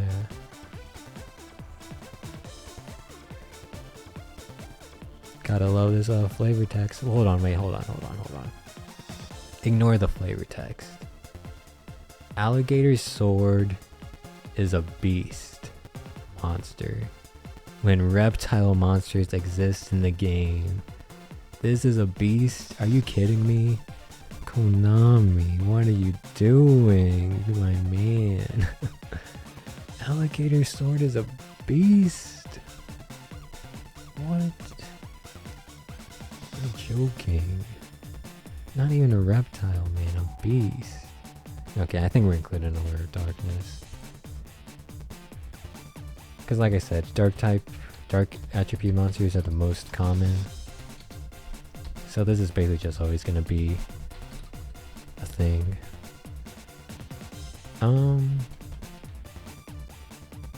Hand fixer. Yeah. Maybe we should put it in the maybe section, but I think it's fine to put it in the maybe. Dang it, I did that again. Okay.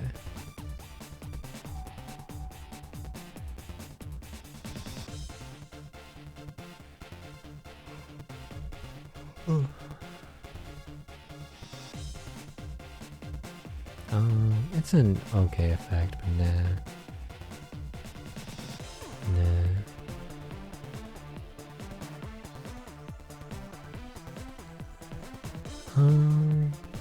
Let's see. Nope. Ooh, Catastor. So, I did say dark types were the most populous. But this is a very good effect. Basically, this card can't even be destroyed by battle, because this always automatically destroys the opponent's monster when it battles. The problem is, only if it's not dark. So I'm going to be putting this in the maybe section. Because dark types definitely are the most populous type.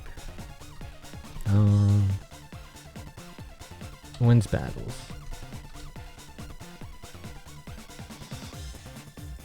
Yeah, I love Catastor, man.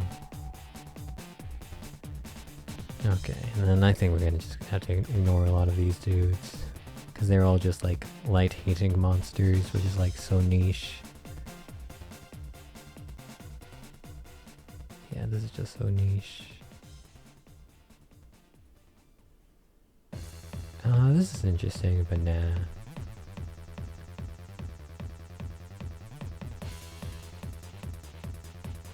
Oh, I'm yawning. Okay. Discard battles, yeah, this is all just light hating stuff. We can ignore a lot of these things.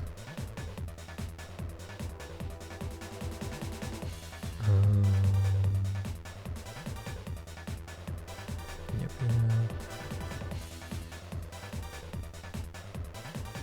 Discard can attack, yep.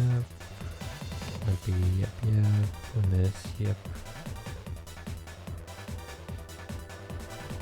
Okay, yeah. Pretty easy cards to ignore.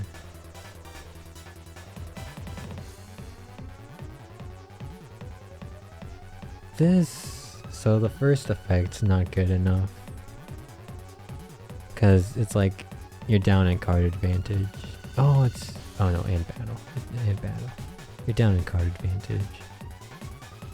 But this can just add any banished monster from your banished zone into your hand when it's destroyed. I kind of want to put it in the maybe section. You know what, I will. I'll put this in the maybe section. Lupine. What was the other thing that I said? Adds monster card on death. That's how we'll describe this one. Okay.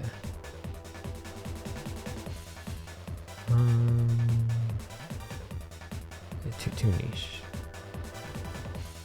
No. Funny, but no. I love the Magnet Warriors. They're like one of my favorite archetypes, but no. Okay, here's another big dude. You remember that Unchained guy I showed you guys earlier? This guy's also a big dude. Must first be special summoned. Well, your opponent's monster controls... Well, your opponent's... Well, the attack of all monsters your opponent controls is more than that of all monsters you control. I'll let them word it better than me, because I know they can do it better than me. So, if your opponent controls a monster and you control no monsters, you meet that criteria, you can special summon it. And even if you control a monster while they control a monster, they control a stronger monster, you meet the criteria and you can special summon it. So, easy to summon, 3000, attack Cyber Dragon. And then it gets even better. Target any number of beasts, return them to hand, then return face of monsters your opponent controls equal to the number of cards you return to the hand. So you might say that's kind of niche because how many beasts are you going to have? But it itself is a beast. So the gameplay loop is, let's say your opponent has an extra deck monster, a Link, XYZ, Synchro, whatever. You have no monsters, you special summon this, then you can bounce this and your opponent's monster. Your opponent's monster returns to the extra deck because it's an extra deck monster. You get this guy back to your hand, and then on later turns you can special summon this guy and still have him. So this guy is definitely huge. Plus it gets even better if you have like the 1 or 2 base monsters that we'll have in our cube. So this guy, he might not seem as good as the Unchained dude, but this guy is just super strong.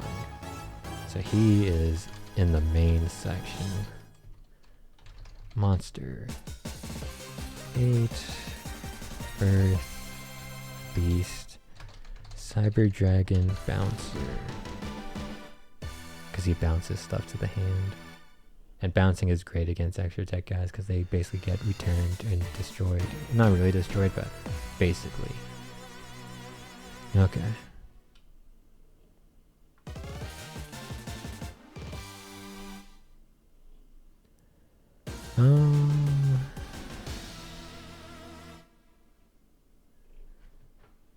So this basically reads once per turn, target a card on the field, place it on the top or bottom of the deck.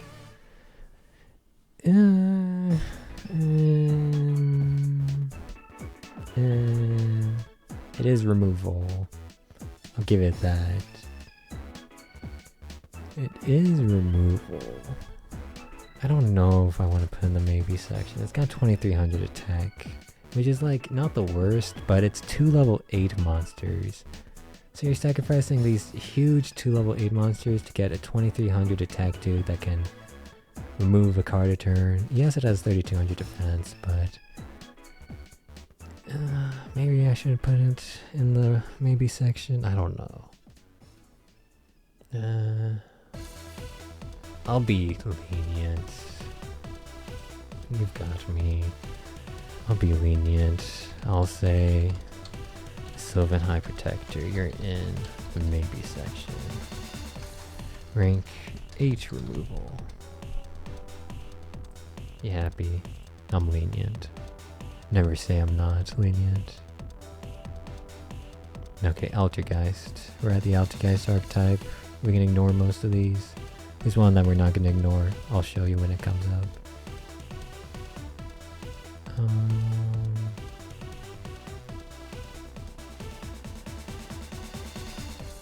Yep. Can ignore most of these.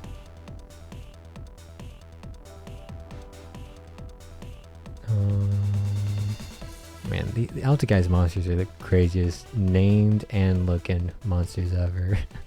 Look at these names. Look at these cards. They're crazy. They're crazy.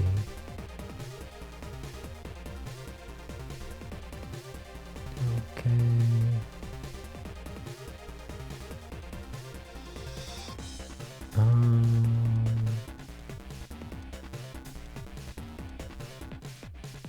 Nope. Yeah, we can just ignore a lot of these. This is all archetypal stuff. Okay, we have reached the card. Altergeist Meluseek. It can attack directly. It inflicts battle damage. Send an opponent's card to the graveyard. Bam. Removal. Any card. Send to the graveyard. Great card. Altergeist Meluseek. Great card. It would have been amazing if it was a tuner, but that would have been a bit too much. You can't have everything in this world. Spellcaster. Removal. Great card. I think that's the only Altergeist card we're gonna have though. Tribute. This. Oh yeah. Special. Okay.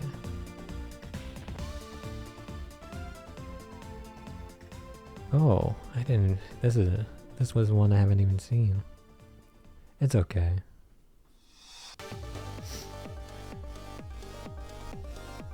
It's okay.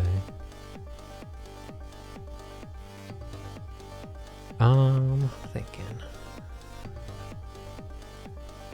Nah, I'm not gonna include it. I'm not even gonna put it in the maybe section. It's almost worth putting in the maybe section. It's almost worth.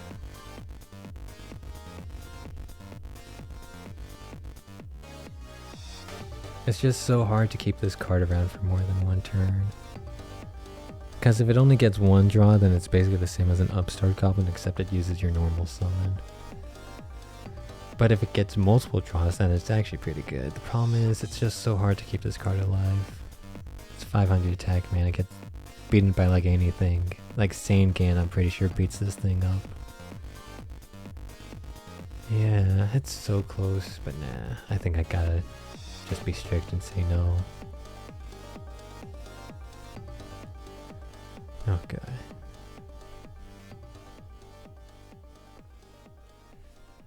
Yep. Oh, okay, last Altergeist card. Phew. Okay. Despia. Aluber. Okay.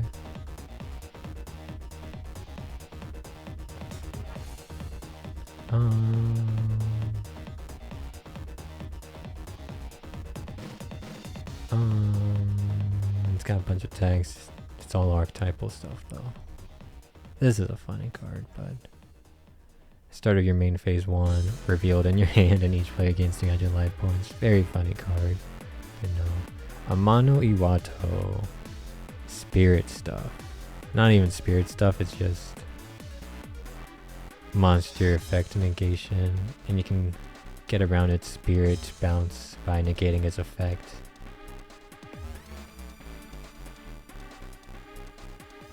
It's monster effect negation's really good because there's a lot of good monster effects. I mean, I showed you freaking Alpha the Master Beast, Altageist Meluseek. So many good monster effects. So being able to negate that is amazing. It's just during the end phase, you have to bounce this card to your hand if you normal summoned it this turn or flipped it face up. So it's gonna eat your normal summons up. And it's not even gonna last your opponent's turn. You can negate that effect by negating this guy's effect, but it's so hard to consistently do that in limited. And constructed, it's like very easy, but in limited, it's very tough. It's a good card, but you need to build around it, and you can't really do that in limited. So I'm gonna have to say no to you.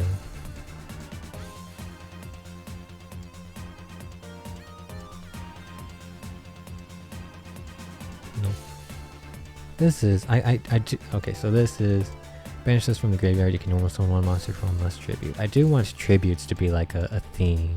I did say I wasn't gonna have archetypes in my cube, but I am gonna have like themes. Like, you know, synchro monsters are a theme. You're gonna want synchro monsters and tuners. Links are a theme. You're gonna want a link climb. XYZs are like kind of a theme, I guess. Pendulums are definitely a theme. And I want tributes to be a theme. So I don't know if this is good, but it's definitely worth putting in the maybe. It's definitely in the maybe section. Tribute sports. Yeah, I do want tribute something to be a theme. Okay, this I have to read again. This is something, so opponent activates a card effect. You get to flip this and then get a draw at this card so you can banish. So this is a board wipe, which is nuts. Board wipes are amazing in limited. But it is a spirit monster, and it's a 2 tribute spirit monster. So the gameplay loop is you tribute 2 monsters.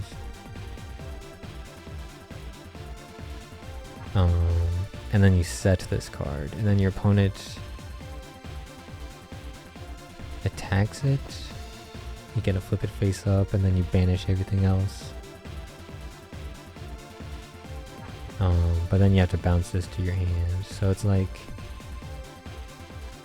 it's just, no. It's good, but in limited it's so hard to deal with the fact that you're tributing 2 monsters and then having to bounce this guy back to your hand. The board wipe's amazing, but it's just so draining on your resources. It's good, but no.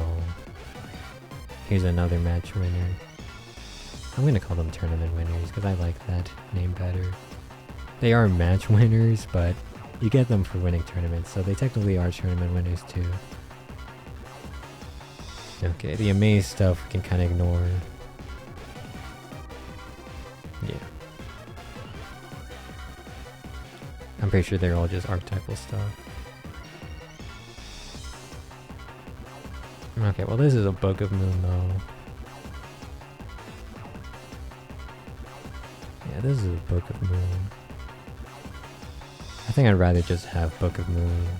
I don't think I need both this and Book of Moon. That's one of the other cube theory things I'm doing. My other tenets of this cube. I don't really want cards that are basically the same thing. I kind of want a variety of cards. Now, I'm going to have to break that rule because spell trap removal is just so necessary that I'm just going to have to like jam as much spell trap removal as I can, even if they like the same thing. But if I can get around it, I don't want the exact same cards in here. Like this is just Book of Moon. Yeah. I'm not even gonna put it in the maybe section, I'm just gonna ignore it.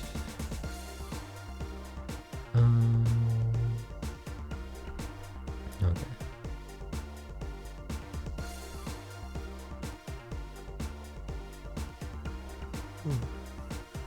Yeah, I definitely should have had some water here, man. I definitely should have had some water. This is interesting. But nah. This is interesting. But nah, it's when it activates its effect. You can kind of lose your window if the effect is when it's like summoned. You can lose that window. It's almost good, but no.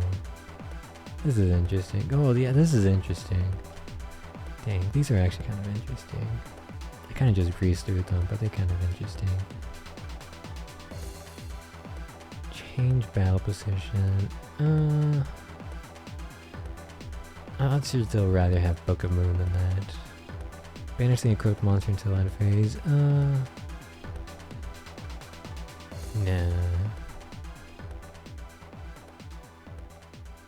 And then this is interesting because this can like wreck links because links don't have defense, so they basically just have 0 I'm pretty sure it'll count as 0 and they'll have 0 attack then.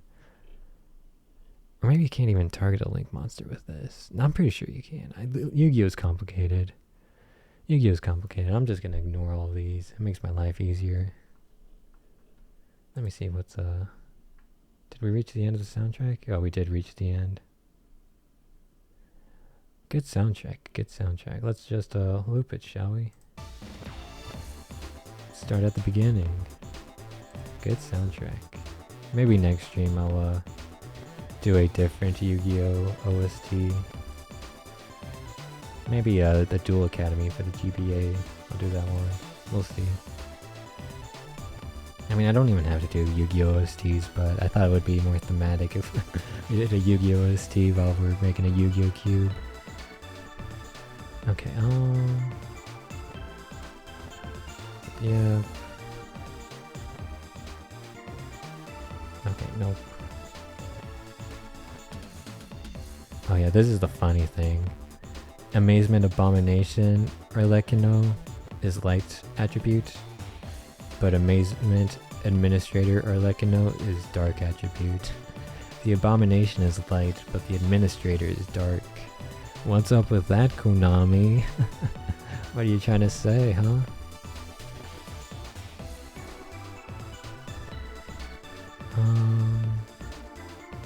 Let's see. Target. No, doesn't do anything. A trap. We got this guy. Okay, but then it doesn't do anything else.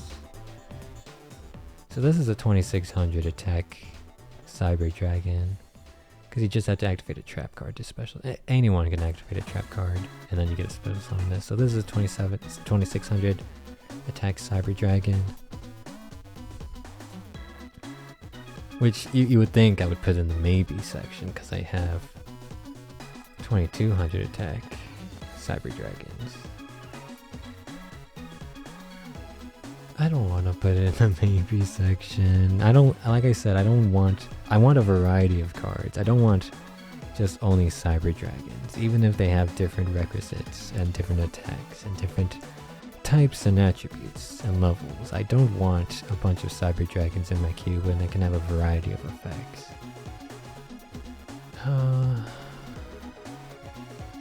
I don't want it. But I'll put it in the maybe section, just because I put the others in the freaking maybe section. Amazement, a maybe. Oh, I didn't even type its full name out. That's how much I don't want it in here. How does he spell this? Administrator. Arlecchino. Cyber Dragon. 2600 attack. I don't want it.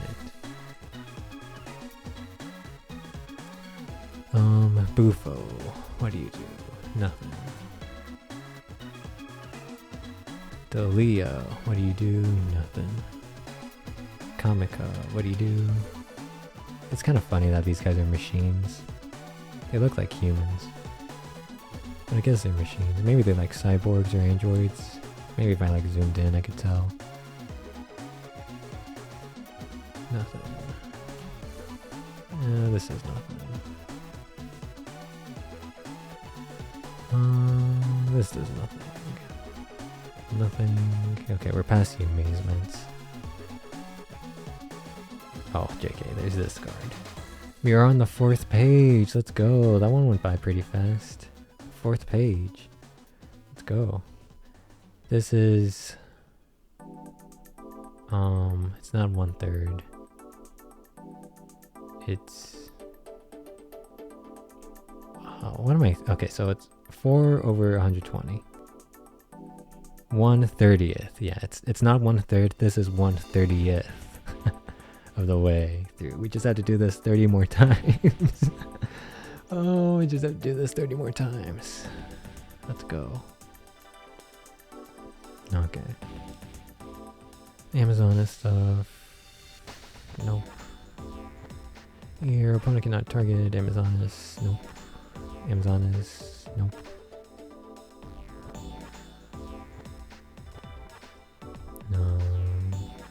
Amazon is... Nope. This is... this is interesting. This is interesting. I'll put it in a maybe. It has some downsides. Downside number 1, it's only when it's destroyed by battle. So if it's destroyed by card effects, it does nothing. Downside number 2, you have to pay 1500 life points. Downside number 3, your opponent has no monsters in their hand, this card does nothing. But if you ignore those 3 downsides, this is a very fun card. Steal opponent's hand. Yeah, I guess steal opponent's hand. But it does have those downsides, so that's why it's in the maybe section.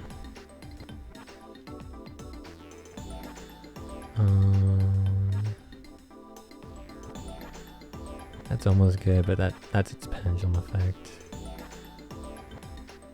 Nope.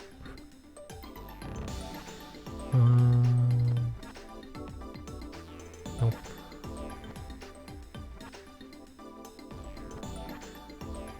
Nope. These are good cards, it's just they're archetypal. They need the archetype to do their thing.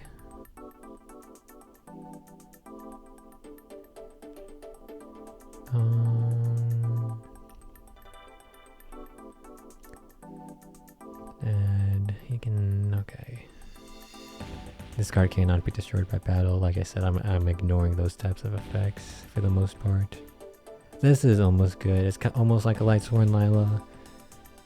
The problem is it has to survive combat to destroy spells and traps. So with 1400 attack, you are not surviving combat. My man, my dude, my woman. You're not surviving combat with that attack, so nope. Fusion spell, ooh, it's a quick play. Yeah, Amazonas is a cool archetype, man.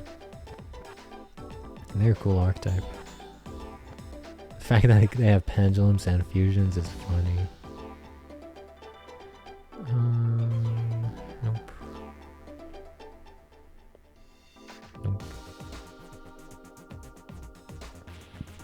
Nope. And they have so many cards, it's kind of nuts. They have a lot of cards.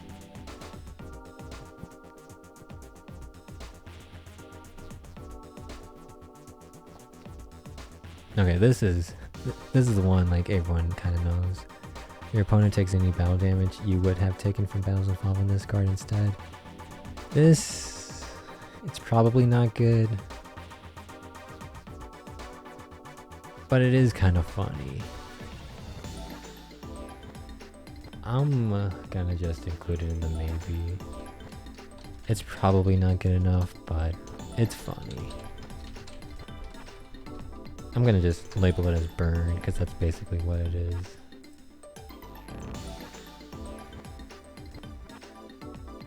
Okay.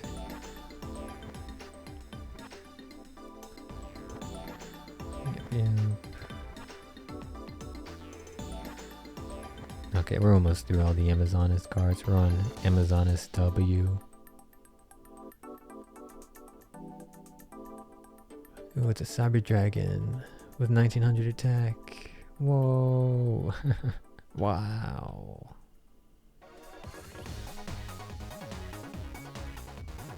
I'm yawning. My apologies. I am yawning. Maybe I should have some Subway server gameplay to wake me up. Isn't that the meta, having Subway server gameplay just on your screen to get you engaged? Okay. Nope. Nope. It's a interesting card, but they can just negate its effect by revealing a monster in their hand. So this is the funny thing. This is the opposite of that one card of Amazonas Chainmaster. I said it was not that good because they might not have a monster in hand, and this card I'm saying it's not that good because they might. Well, Chainmaster they might not have a monster in hand, and Gopher they might have a monster in hand. It's funny, they're opposites, but I still think it stands that they're more likely to have a monster in hand than not. So that's why I put Chainmaster in maybe, and that's why I'm not gonna put Gopher in maybe, because they're more likely to have monster in hand than not, because most decks have more monsters than non-monsters. So if they have any cards in hand, they're more likely to be monsters than non-monsters. Okay. But this is a good card.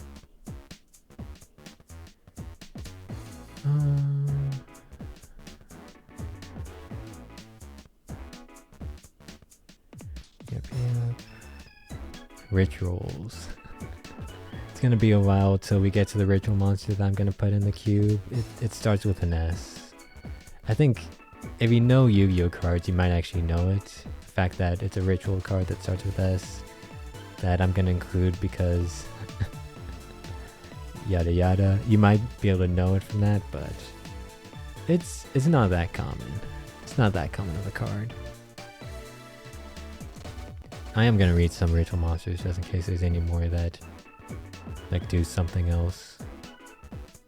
Yeah.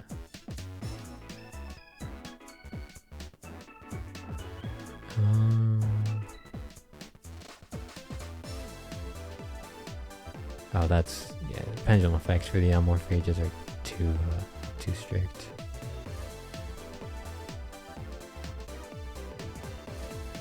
Okay, so this is where it gets interesting. So the monster effect, neither player can special summon monsters from the extra deck. Except Amorphage monsters, but that's not gonna happen. So this shuts down the extra deck, which is pretty powerful. It's a pendulum monster, so you could pendulum summon this.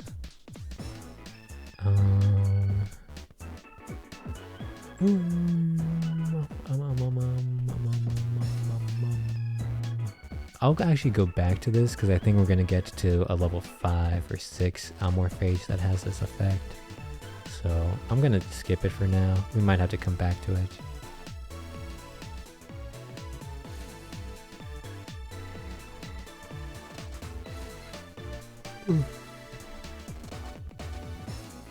Yeah, I really should have had some water with me.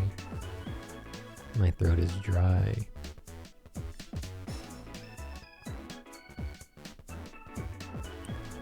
Okay. Here we go. Level 6. It's got less attack. You know what? I think I'll put both of them in the maybes.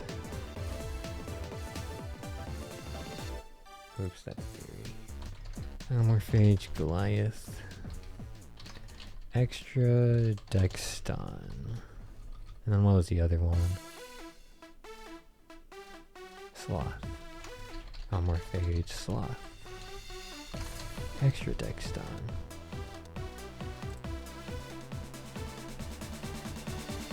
Okay. I'm not gonna worry about the others. Well, maybe we'll look at the strongest level 4 guy. Let's see.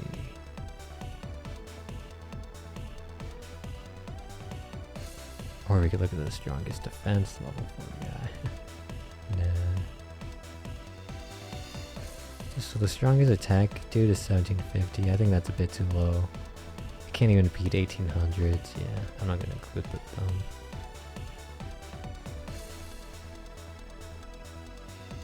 Okay. Amphibious Bugroth. Mark 11. If you have...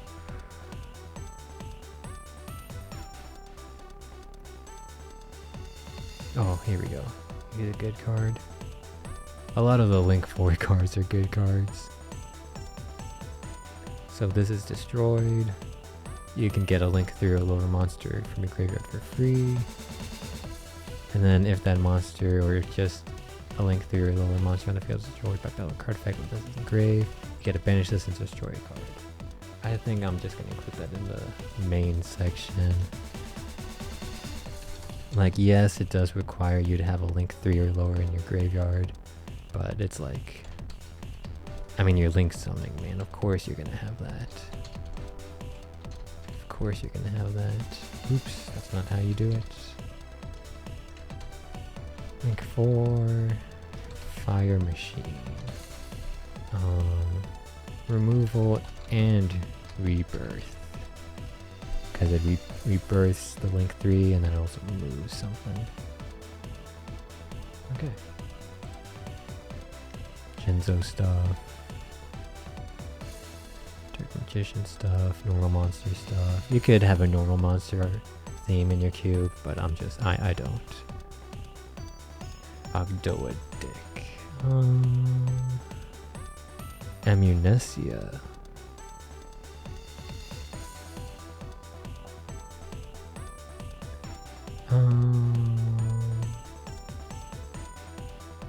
Nah. It's got some stuff going for it, but nah.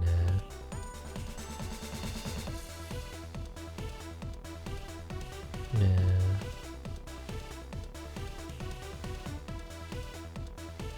Okay, this is gonna be interesting. Okay, so this I'm actually gonna include just in the main. And you might be wondering why.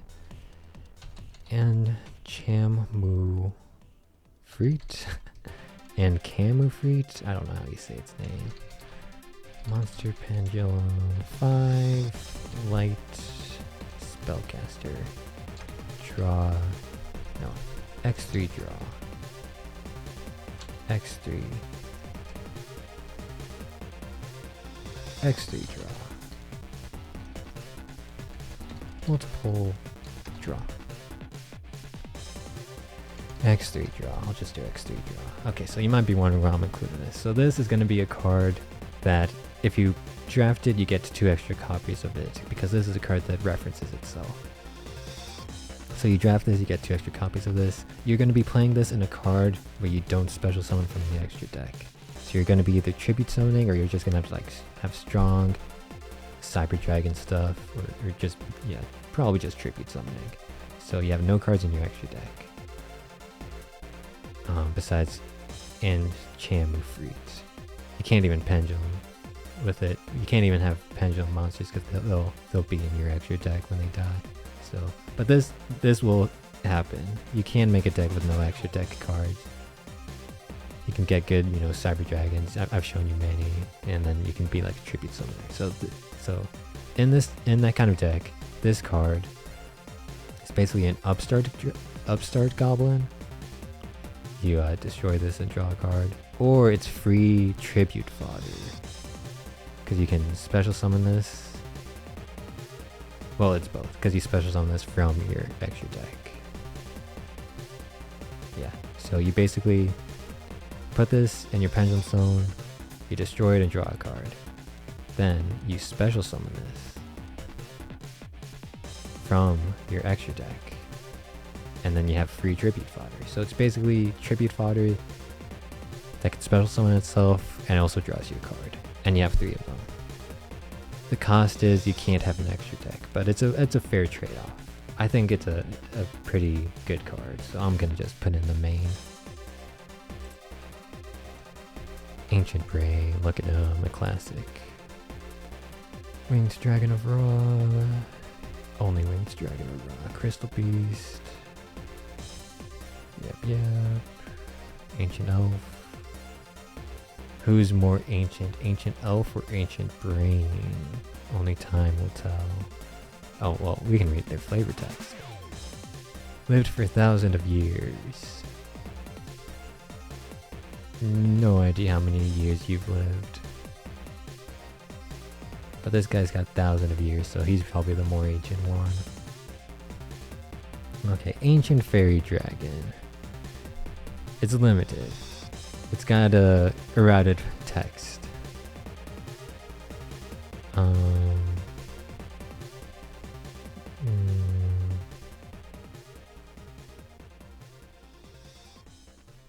So even if we were ignoring its errated text and using its normal text, I still don't think I would include it. Because it basically just summons level 4 lower from your hand.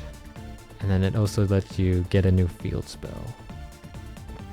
Which in a limited format is like not really that good. So this is good, a card that's good and constructed but not really unlimited, so I'm not including it. Now note, I did say even including its pre-eroded text. We will probably be playing with cards with their pre-errata text. We don't have to play with the errata version. We can play with the pre-errata version. That's the power we have of having our own cube. We can choose the cards we have in there and what kind of card they are and how you play with them. That's the power of cube. We can play with the pre-errata version. But even with the pre-errata version of Ancient Fairy Dragon, I'm not including it. This I have to think. I'm just gonna put it in the maybe section. This is removal, but it's stall, and I said I didn't want stall. Yeah, it's too stally for me. I'm not gonna include it. It's removal, but it's too stally for me. I'm not gonna include Ancient Forest. It's too stally. Okay, this card is Link. Can add one Ancient Gear. Oh, nah. I like the Ancient Gear archetype. They're a fun archetype, but not for the cube.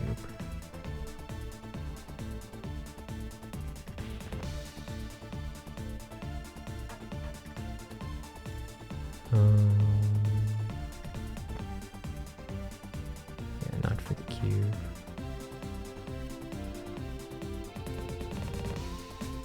Dude, good song. I like this one. This one's pretty good. This song.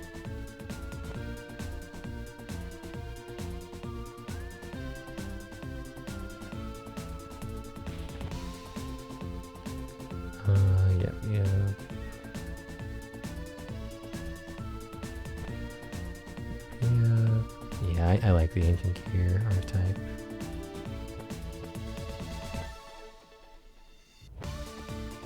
Nope. Nope.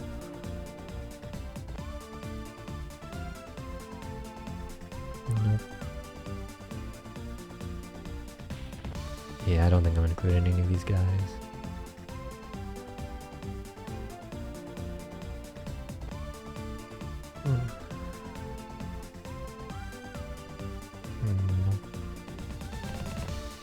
Oh, nice. Page 5. I want to get to page 6. Because that means we can get 1/20th of the way through. Because 123 pages, 6 over 123, that's basically 6 over 120, which is 1/20th. So that would be good if we can get through page 6. So let's try to get through this. Dude, this sounds like a Pokemon Sword and Shield song. You know, the Gym Leader battle song? That's what this sounds like. It's good.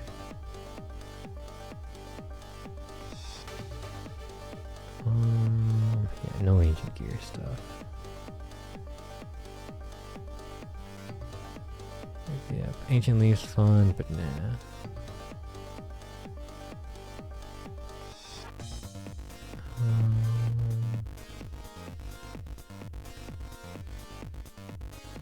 Oh, there has to be a field spell. This is a good effect, but there has to be a field spell. I'm not going to include this. There's not going to be a lot of field spells in this cube. There's going to be some, but not a lot, so most of the time this is just a 2100 attack level 7 synchro. It's almost worth putting in maybe. It's just so close. I can't. I can almost put it in there. Nah, I can't. I gotta be strict. Light Tuner is a real killer. If it was Light non-tuner, that'd be fine, but Light Tuner is a real killer.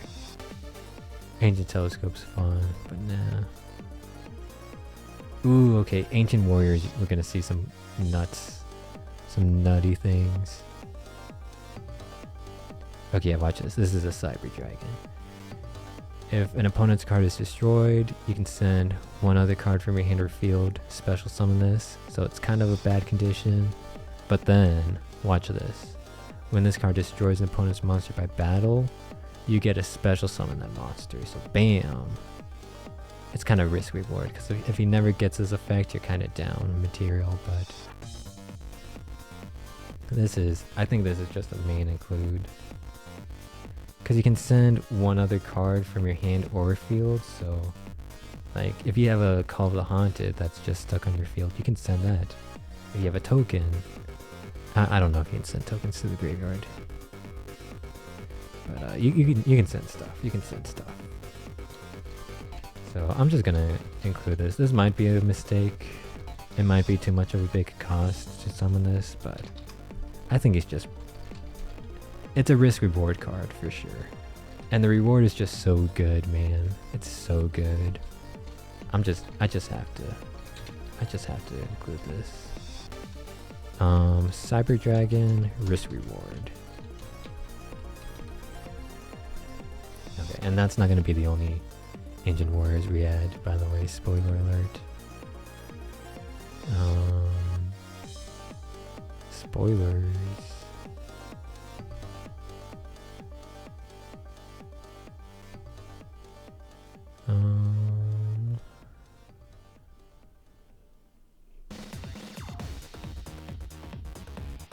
No.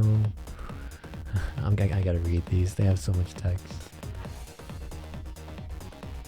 No.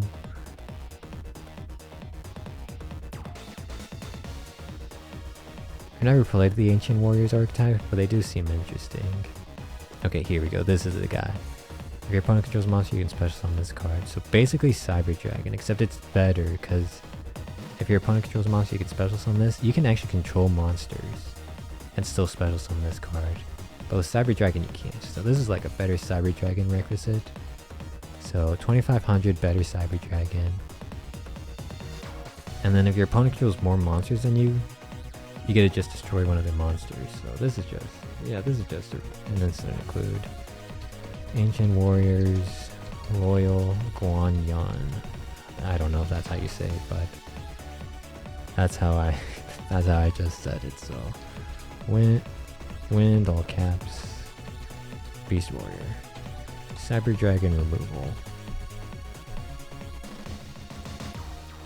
Okay, I think that's the only Ancient Warriors we're adding though.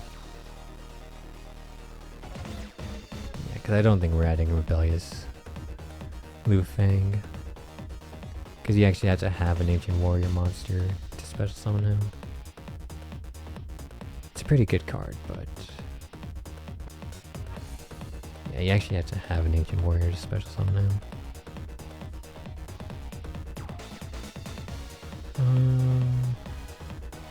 Nope.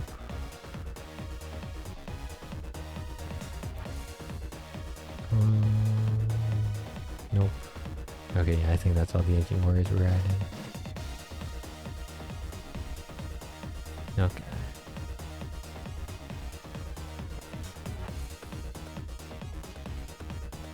Nope.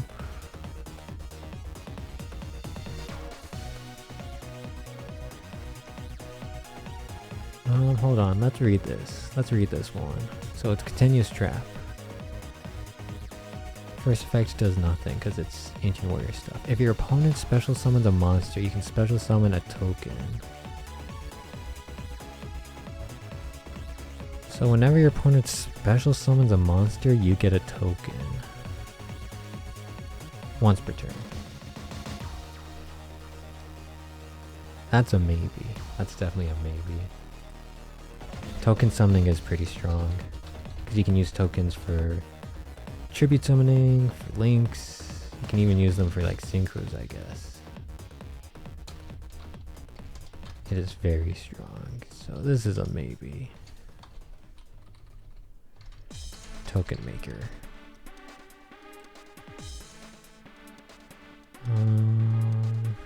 Special. Send this. Okay.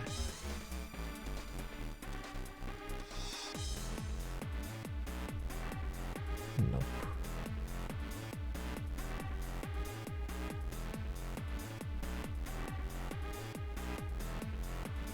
Nope. This is why you have to read these cards, because sometimes they have generically good effects. Nope.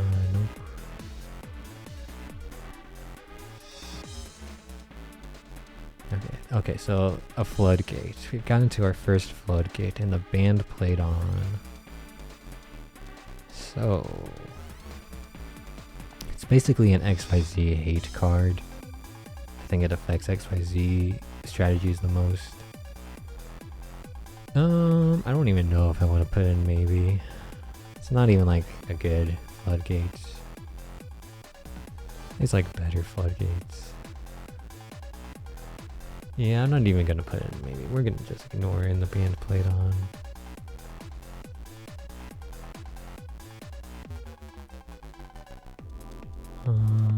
Rockets. I think they're really only good if you have like a bunch of rockets, right? Yeah, they get to like tutor out other rockets. Yeah, they're only good if you have a bunch of them.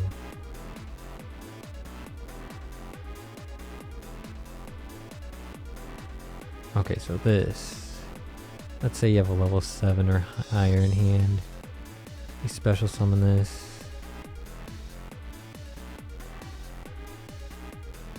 So you can normal. So, okay, so 3 cards. This, a level 7 or higher monster, and some monster you can normal summon. You special summon this, you normal summon the other dude, and then you use this guy's effect to tribute summon in addition to your normal summon. So you have to have a lot of cards.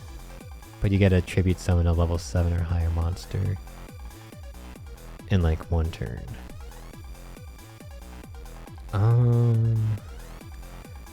I don't think it's good.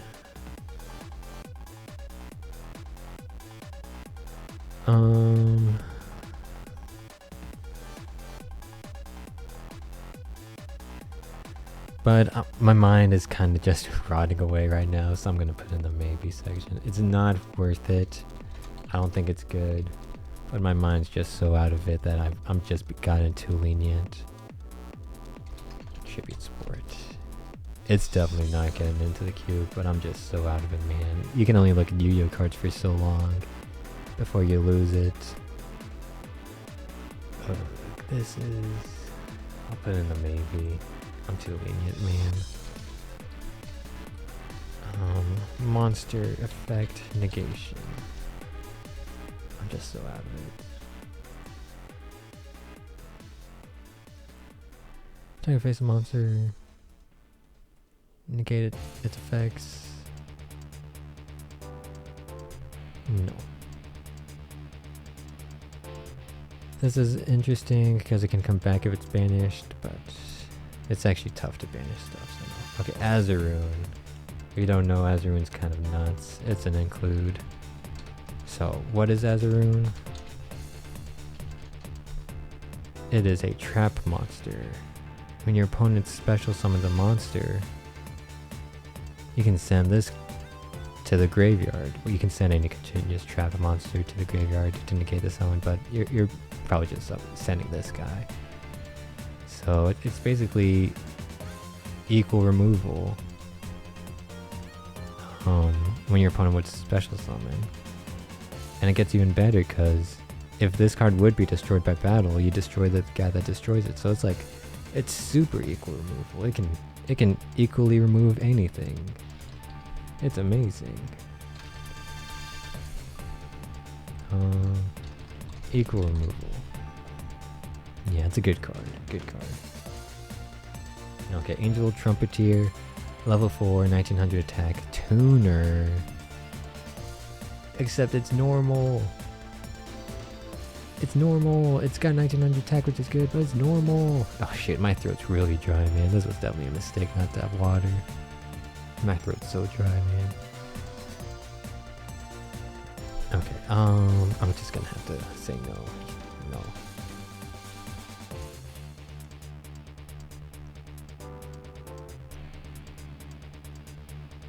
No.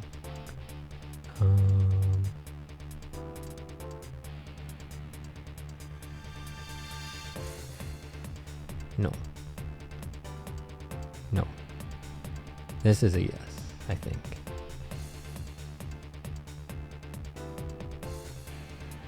So, it's basically a free level 7 synchro. Because you normal summon this, you discard a card, and then you get a card. I should probably put it in the maybe. But like I said, I'm kind of out of it, so I'm just gonna put it in main. I'm kind of out of it. It should probably be in the maybe section, but we'll just be generous. Speed summon. That's how I'll label it. It's a speed summon. And dinosaur stuff. Turn on card. You control an opponent controls, destroy them. Nah. Because it's a 2000 attack, 2 tribute dude, so no. Another verse stuff is cool. Anti.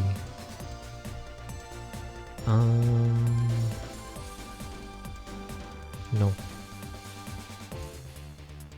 Nah. No. It's spell trap removal, but you have to send 2 of your spells and traps to the grave.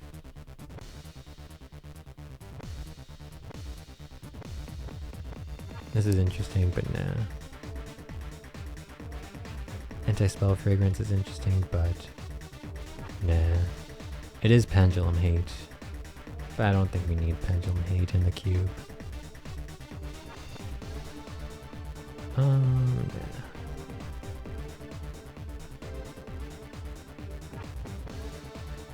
Okay, hold on. We got a anti-human intelligence messiah. We gotta freaking read this card. Reveal this in your hand.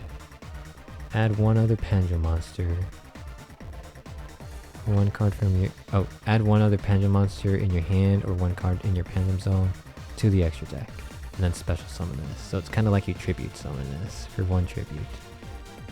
So you tribute summon this guy for 1 tribute. Has 2500 attack. What else does he do? If another monster is normal special summon, send that monster to the graveyard during the end phase of this turn. He's decent. But, ooh, it's, so, alert, it's any monster. This affects your opponent's monster, but this also affects your monster, so, if you have this guy out, you can't really summon monsters without, you know, having them get sent to the graveyard. I don't know how sending pendulum monsters to the graveyard works. Can you send pendulum monsters to the graveyard? I don't think you can. Do they just ignore this, or do they get sent to the extra deck? Do they just like replace this with like extra deck? I don't know how this works with the pendulums. I'll just put this in maybe. I think it's a good maybe card. It like encapsulates the maybe cards. Messiah. Pendulum. Floodgate, I guess. Ape Fighter. Good card, but nah. Ooh. Nah. I'll put it in the maybe. It's kind of got a bad downside. It's not really a board wipe, but I'll call it board wipe. It's got a bad downside though. Oh, we're almost there at Apollousa.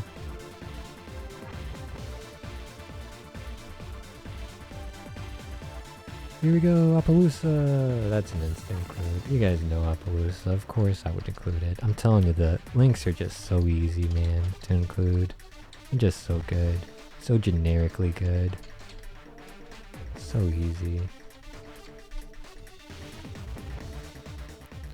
Wind, Fairy. Negation. Negates.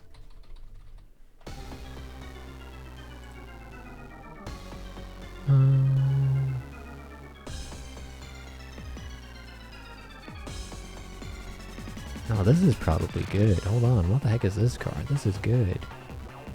You get a 2000 attack monster. And you get a negate a face-up card on the field? Oh no, up to the number of other continuous traps. JK. Trash. trash. The Cleaforts. I love them, but they're so bad. They're so bad. I love them though.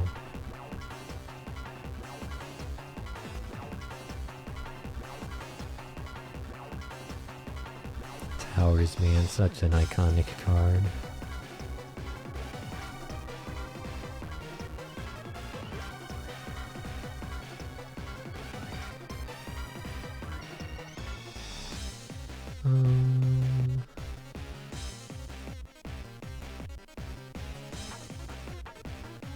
Okay, appliancers.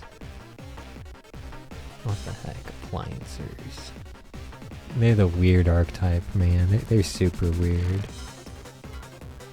And it's funny because they don't even have a lot of cards, but they're still weird enough with their low card count. They're still... I can't even comprehend... What okay, we're not including this card in the queue, but I'm trying to just... What? Okay, so this... Okay, so this just saves guys from being destroyed, okay.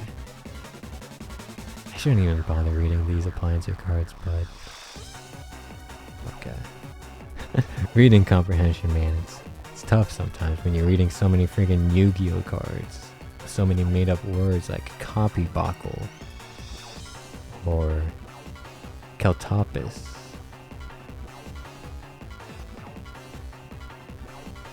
Okay. Yeah, I don't think we're using any of these appliancer cards. I know Laundry Dragon's like the win con. Laundry Dragon's like the card you want for appliancers.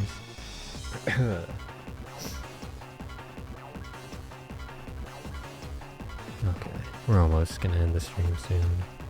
It's about that time. I just need to understand what I'm reading even though I'm not even gonna use these monsters.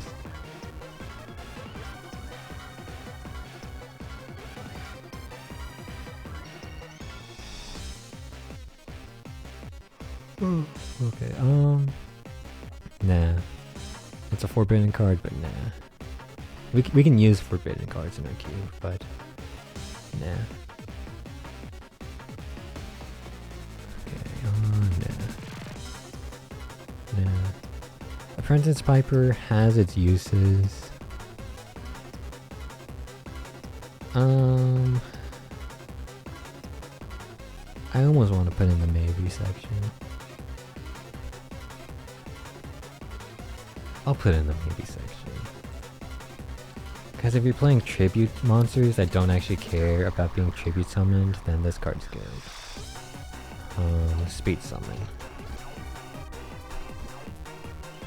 But if you're playing monarchs, then it's not good, because they want to be tribute summoned. But if you're playing like Cosmos, then this is good.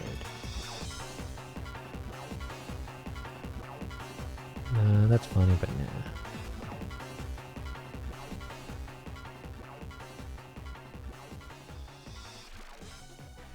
No, same name, nah. Aquamador. Love ya. Okay, we made it to 6. We made it to 6. And with that, I think I'll end today's stream. I think it was a good start. Good start. Good progress. We're basically 1/20th of the way through. We would have been 1/20th of the way through if I didn't have to spend all that time at the beginning of the stream explaining what I was doing and everything. But yeah, good stream. We put, let's see.